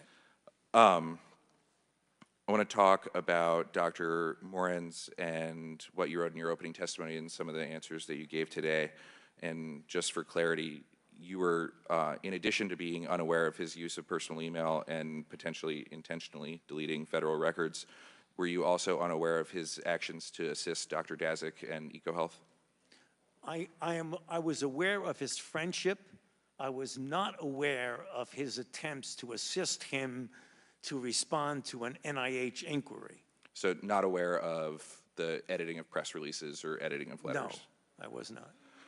On November 11th, 2021, Dr. Morenz wrote in an email to Dr. Daszak that he attempted to discuss the EcoHealth grant with you, and you, quote, got upset and told him to have no more communications with Peter. Why did you tell Dr. Morenz to no longer communicate with Dr. Daszak? Because I think it's inappropriate to do what he did. I mean, and your committee has called him out very definitively about that, and it was inappropriate to do that. This is back in 2021. Right. What did you know about what he was doing then? I didn't know exactly what he was doing, but I don't think it's inappropriate for people to be communicating and helping a grantee in a response. I didn't know exactly what he was doing, but I didn't think it was appropriate. When did you testified to Chairman Griffith, or excuse me, Chairman Comer, that you knew about the compliance issues later on with Right. EcoHealth? When did you first become aware? I became aware during briefings by my staff in preparation for congressional hearings well after the fact where the compliance issues actually happened. That, I mean, I didn't know, as I've mentioned to you in the TI pitch, I didn't even know the grant existed before the outbreak. And then finally, when there was this issue about congressional hearings, I needed to know, what is this grant? What are we doing with it? And are there any issues? That's when they said there was a compliance problem of the 4th year versus the 5th year progress report. Some of the other emails from Dr. Morenz, I just want to read into the record and ask you if his recollection is accurate. On April 27th, 2020, Dr. Morenz wrote, "I am sure privately he would love to see Peter and EcoHealth fully restored, although he did once make the comment to me that Peter had screwed himself with the late report. I already told him that all that crap wasn't true." The late report was true, despite what Dr. Morenz said. On April 21st, 2021, Dr. Morenz wrote that he was sure you would do anything you could to restore the funds to EcoHealth. On June 5th, 2021, Dr. Morenz wrote that you were working behind the scenes to undo the damage to EcoHealth. On October 21st, 2021, Dr. Morenz wrote, "Peter, I had my regular meeting with Tony this morning. He immediately inquired about you and several times asked how you were doing. He used a lot of colorful language about the situation with attacks on EcoHealth." On October 25th, 2021, Dr. Morenz wrote that you were trying to protect EcoHealth. On March 22nd, 2021, Dr. Morenz wrote, "The most important is within NIH to get the decision reversed and the grant refunded. I believe Tony would like to do this." And on February 24th, 2022, Dr. Morenz wrote, "It will be a small consolation to hear the following, but in my face-to-face meeting with Tony this morning, he once again brought up, as he usually does, your plight, Peter." Did you ever have any discussions with Dr. Morenz about protecting EcoHealth or helping restore funding? Not at all. I don't know what, to be honest with you, Mitch, I just don't know what Dr. Morenz is talking about with that. Maybe he's trying to, as he said, cheer up. He said that in front of this committee, cheer up Dr. Daszak, but to say that I'm getting involved in trying to help him or protect him, not so. Did you ever have any conversations with Dr. Morenz about what Dr. Daszak was facing or about the termination of the grant? You know, he may have mentioned to me something like Dr. Daszak is going through terrible times, but I don't recall. It is conceivable that he would have mentioned that to me because, as he mentioned to you, that Dr. Daszak and he are very good friends. So it would not be surprising if sometime he had mentioned to me, boy, Dr. Daszak's going through some really tough times. Fine, that doesn't mean that I say you should help him. No, absolutely doesn't. So that's why we want to ask the questions and Yes. get the answers. During your transcribed interview with us, you were asked about whether or not Dr. Daszak had a conflict of interest in reviewing the origins of COVID-19. And you testified, you know, I hesitate to speculate about what someone else should do. The only people that I'm involved with is my own staff, who we've mentioned many times in this discussion, who don't have a conflict of interest. with the benefit of hindsight and the work of this committee, do you believe Dr. Morenz had a conflict of interest regarding EcoHealth? Well, from what we know now, he definitely had a conflict because he was communicating with a grantee of helping him in response to an NIH issue, which is a conflict of interest. I did not know that at the time when I made your statement. And I appreciate that. That's, yeah. Sticking with EcoHealth, in April 2020, NIH terminated and then subsequently reinstated and then suspended the EcoHealth grant that had the Wuhan Institute as a sub-grantee. Do you recall that decision? Yes. Were you involved at all in that decision? No. You previously testified to House Energy and Commerce that you were in essence told to cancel the grant. Do you recall who told you? We got it from a number of, now retrospectively we found out how it was. It was the White House told the department to tell the NIH to cancel the grant. Did you agree with the cancellation?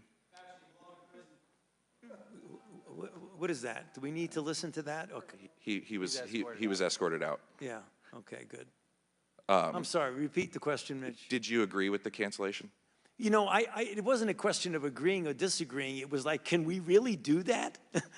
I don't think that you can do that. And as it turned out, I was right because the general counsel of HHS said, by the way, you can't do that. You've got to restore the grant. And that's why they restored it and then suspended it pending the compliance review. Exactly. Not to keep reading Dr. Morenz's emails, but on June 24th, 2020, Dr. Morenz wrote an email.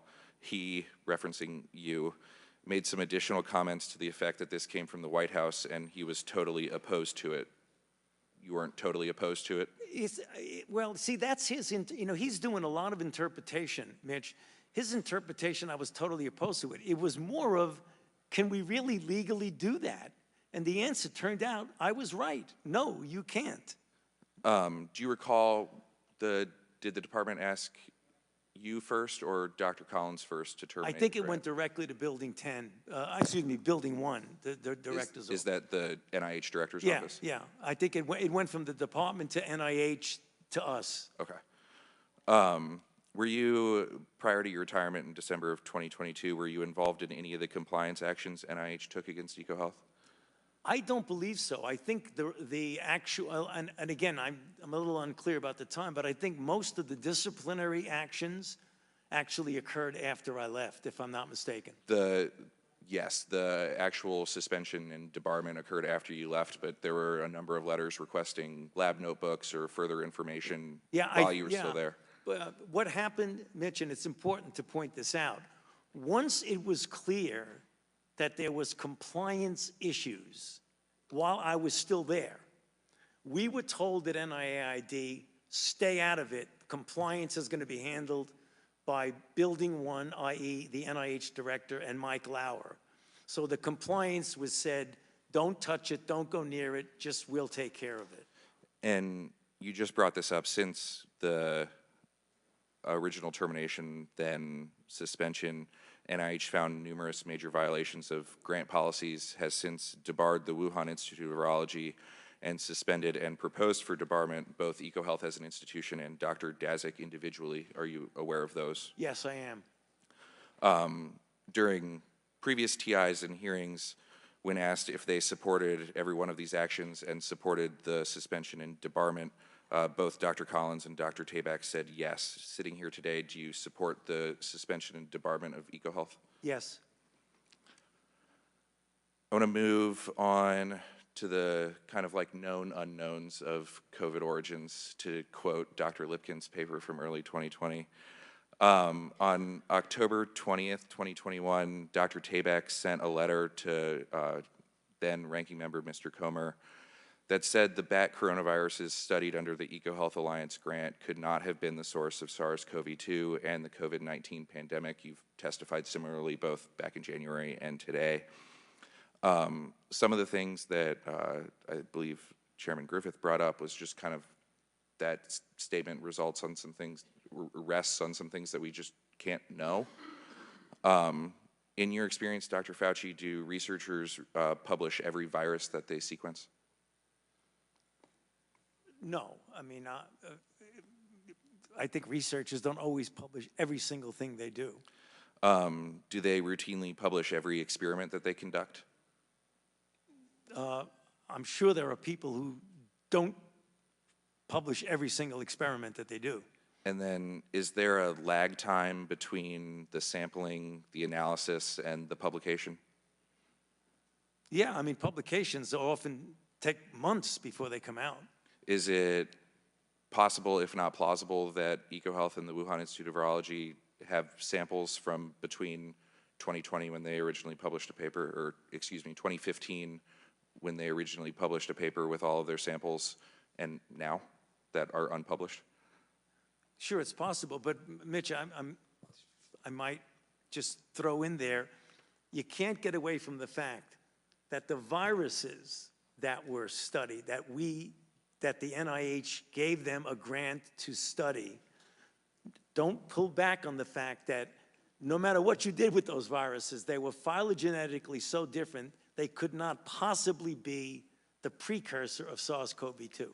And I agree with that. I guess my only point is that you don't know all the viruses they were working with.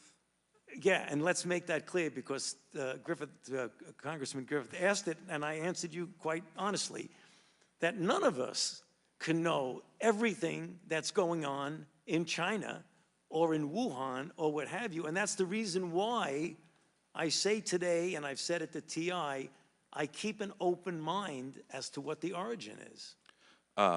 The last topic I want to touch on is gain of function. We touched on it in January. You touched on it a little bit today. I know the pandemic has resulted, as I'm sure you're aware, with a rather large debate, and including with the NSABB updating their dangerous research policies surrounding gain of function, P3CO, and dual use research of concern. Prior to October of 2021, the NIH website listed gain of function as a type of research that modifies a biological agent so that it confers new or enhanced activity to that agent. And the P3CO framework that the US government uses to further regulate a subpart of that research that is more dangerous, specifically that could cause widespread and uncontrolled death or disease in humans. Putting aside what's regulatory, I agree with you, the P3CO definition is regulatory. Are there types of research that could fall under the broad definition but not the P3CO definition? Well, I believe members on the minority side have mentioned that. Influenza is a gain of function to a virus to make it grow better in eggs. Making an E. coli manufacture insulin is telling the E. coli to do something it wasn't able to do before by mutations. Of course that's the case. So in kind of the Venn diagram of this research, something could fall under gain of function without falling under further regulation. I know where you're going and you're not going to get there, but go ahead. According to EcoHealth's Year 5 progress report, they facilitated an experiment in Wuhan that had 7 mice infected with Wuhan Institute of Virology 1 as the backbone, 5 survived. Then 8 mice were infected with a chimera of WIV1 and the spike from another virus, and 2 survived. In EcoHealth's own words, these results suggest that the pathogenicity of that full-length chimera is higher than others. Right. You were asked today, and it was read back to you a little bit, but on May 16th, just a few weeks ago, Ms. Lesko asked Dr. Tabak, did NIH fund gain-of-function research at the Wuhan Institute of Virology through EcoHealth? And Dr. Tabak answered, if you're speaking about the generic term, yes, we did. Right. On May 11th, you were asked a similar question, and you answered the NIH has not ever and does not now fund gain-of-function research at the Wuhan Institute of Virology. I'm going to ask it, and you can answer it how you want to answer it. According to the broad definition of gain-of-function research and the definition Dr. Tabak was testifying pursuant to, did NIAID fund gain-of-function research via EcoHealth in Wuhan? The broad definition of gain-of-function, in my mind, is not applicable here and does nothing but confuse the situation. And that is the reason why, after 3 years of deliberation, by the bodies, including the NSABB, as well as the national academies, it was decided to make an operative and regulatory definition. If you hearken back to the original broad definition, it does nothing but confuse people. And that's why every time I have mentioned gain of function at the Senate hearing with Senator Paul and the TI and today, the definition that I use is not my personal definition. It's a codified regulatory and operative definition made by a body that has nothing to do with me. Thank you, Mr. Chairman. I yield back. I now recognize the minority staff for not longer than 30 minutes. Dr. Fauci, nice to see you. We've covered many different topics today. We just want to make sure that you have the opportunity to provide your full perspective on any and all of them. Is there anything you'd like to add, clarify, or say about any of the topics we've discussed here today?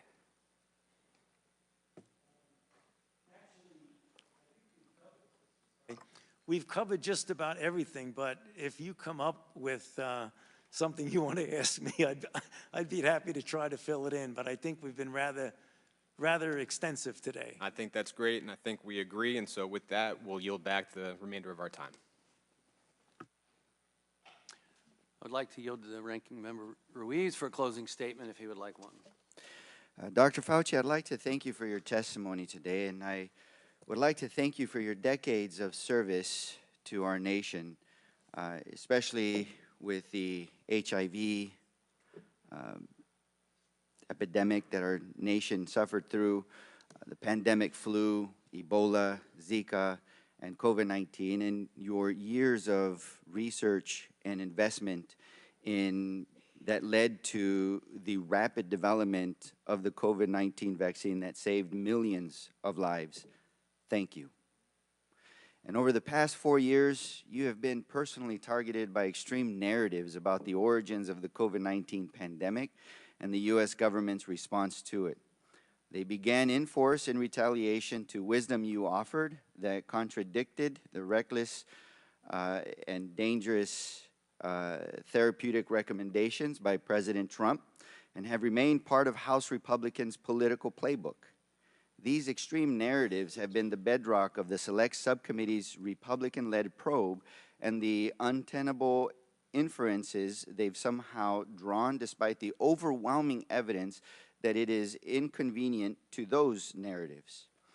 I want to be clear, the evidence uncovered from more than 425,000 pages of documents and 20 closed-door interviews of current and former federal officials has undermined the extreme narratives behind Republicans' own probe.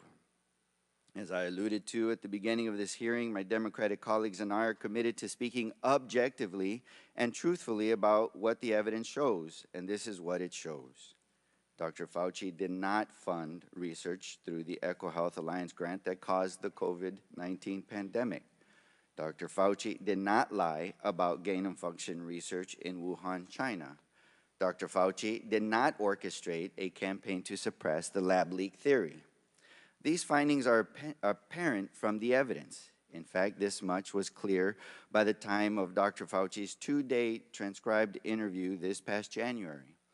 In the 5 months since, the Select Subcommittee has conducted several more closed-door interviews and reviewed several thousand more pages of documents. This additional evidence in Dr. Fauci's testimony today has only made Republicans' claims less plausible and more preposterous. And when I was named ranking member of the Select Subcommittee, I made a commitment to follow the facts in objectively analyzing the origins of the COVID-19 pandemic. The Select Subcommittee is to meaningfully improve our nation's preparedness for future pandemics, then we must take an objective approach to the factual and scientific evidence available to us. The origins of the COVID-19 pandemic remain uncertain. I would like to remind my Republican colleagues that that uncertainty is not an opportunity for them to author fiction for partisan gain. It could have been a lab leak and it could have been an animal transmission. And at the cost of meaningfully advancing our understanding of COVID-19's origins, Republicans have levied extreme allegations of creating SARS-CoV-2 against Dr. Fauci. The result is that Republicans' own probe has failed to shed any additional light on a central question for our Select Subcommittee. In fact, we're actually entering the fourth quarter of this Congress and this Select Subcommittee on Corona's pandemic. And what have we focused on? It's not an objective investigation on the origin as either a lab leak or animal transmission.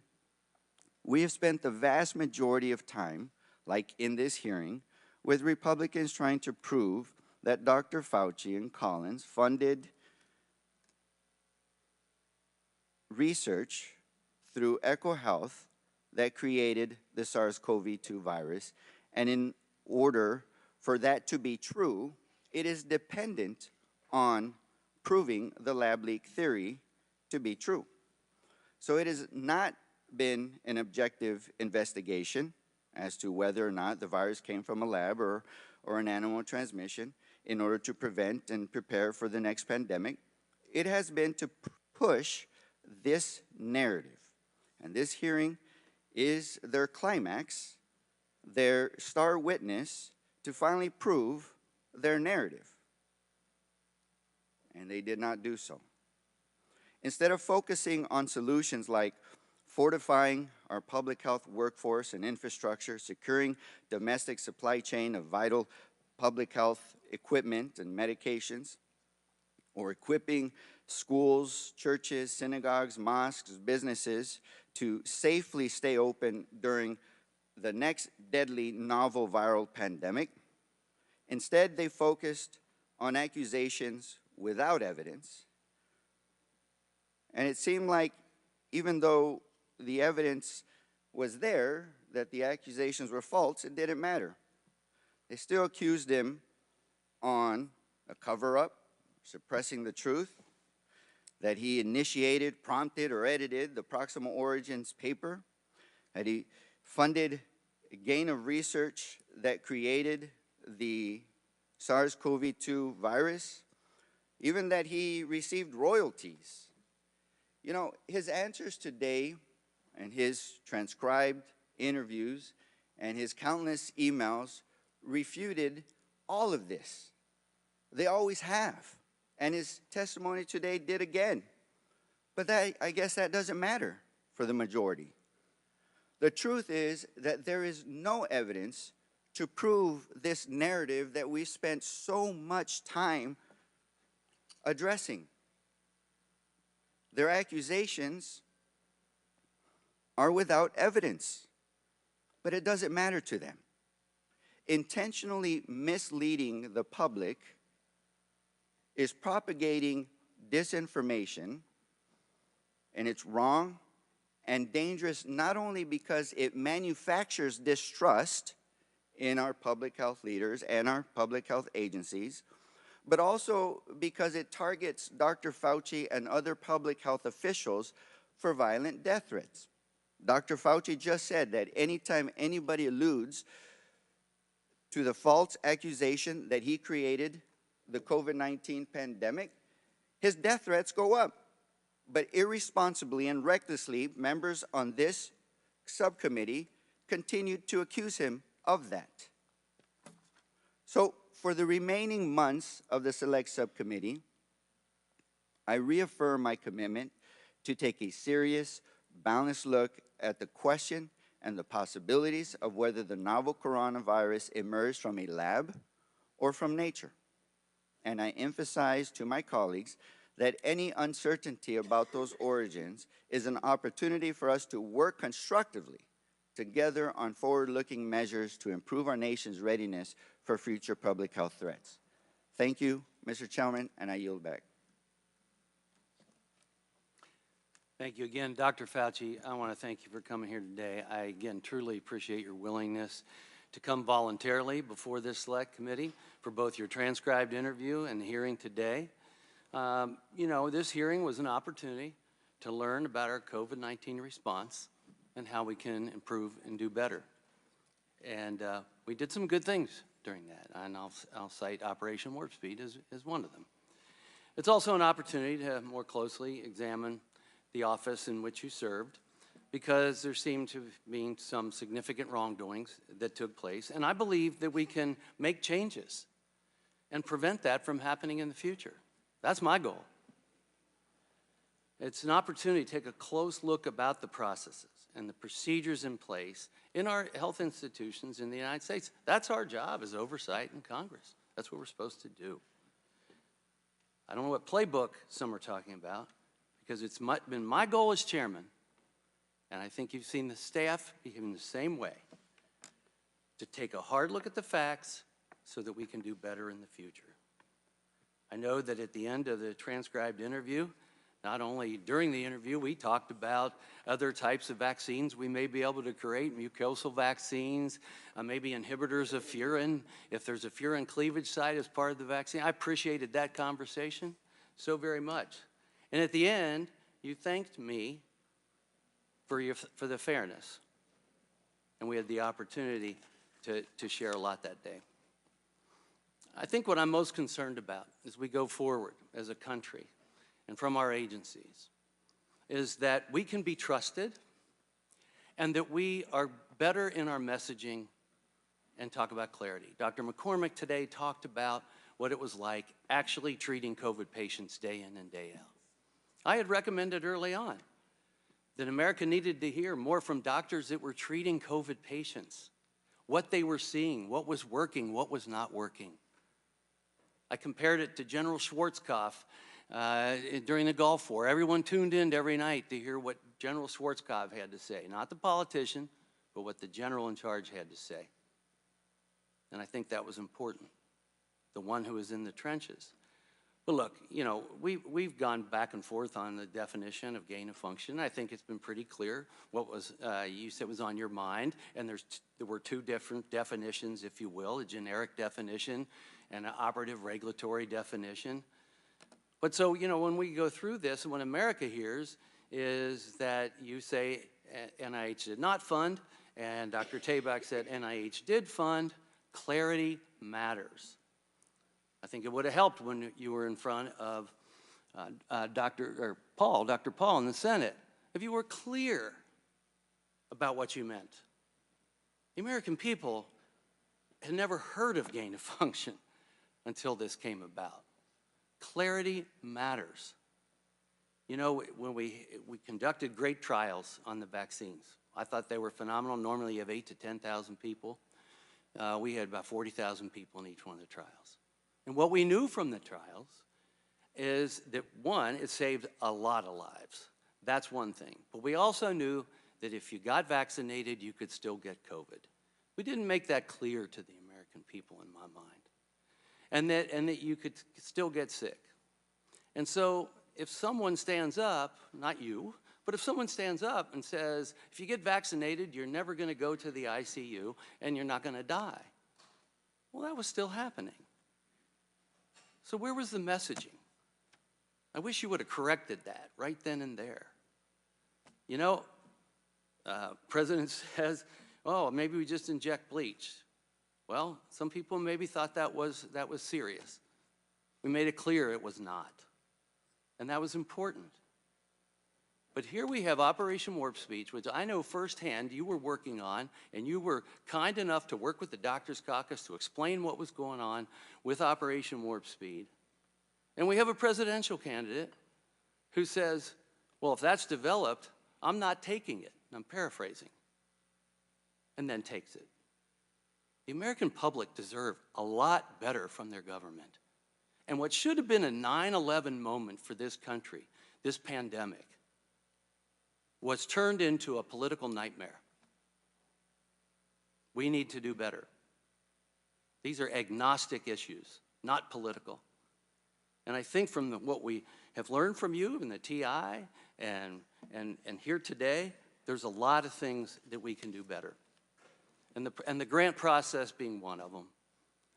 I mean, if you, look, when I sign a prescription, I'm responsible for it.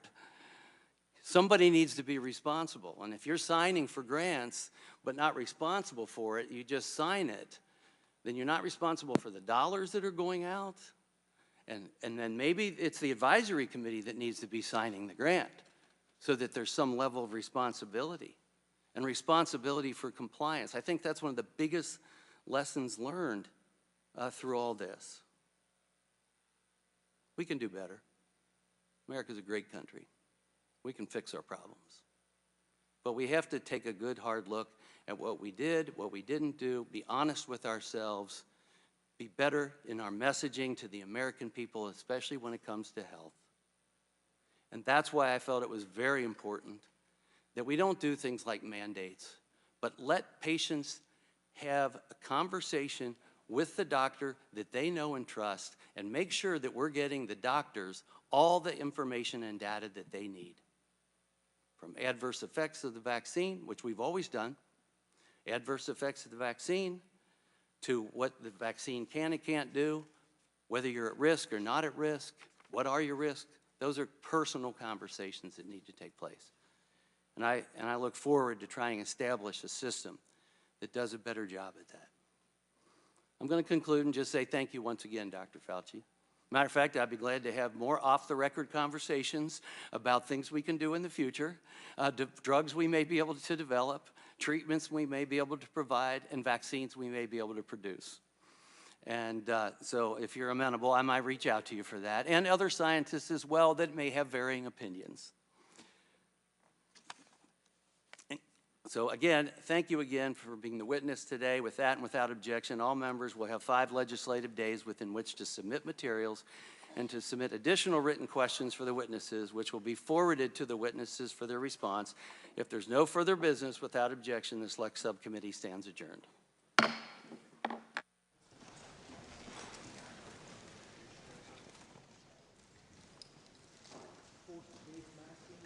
Child neglect, child endangerment, child asphyxiation, battery, especially when you don't have the consent of the parent and the child. All of these are felonies, all of which you're a participant in, Mr. Fauci, as well as everyone involved in the COVID time.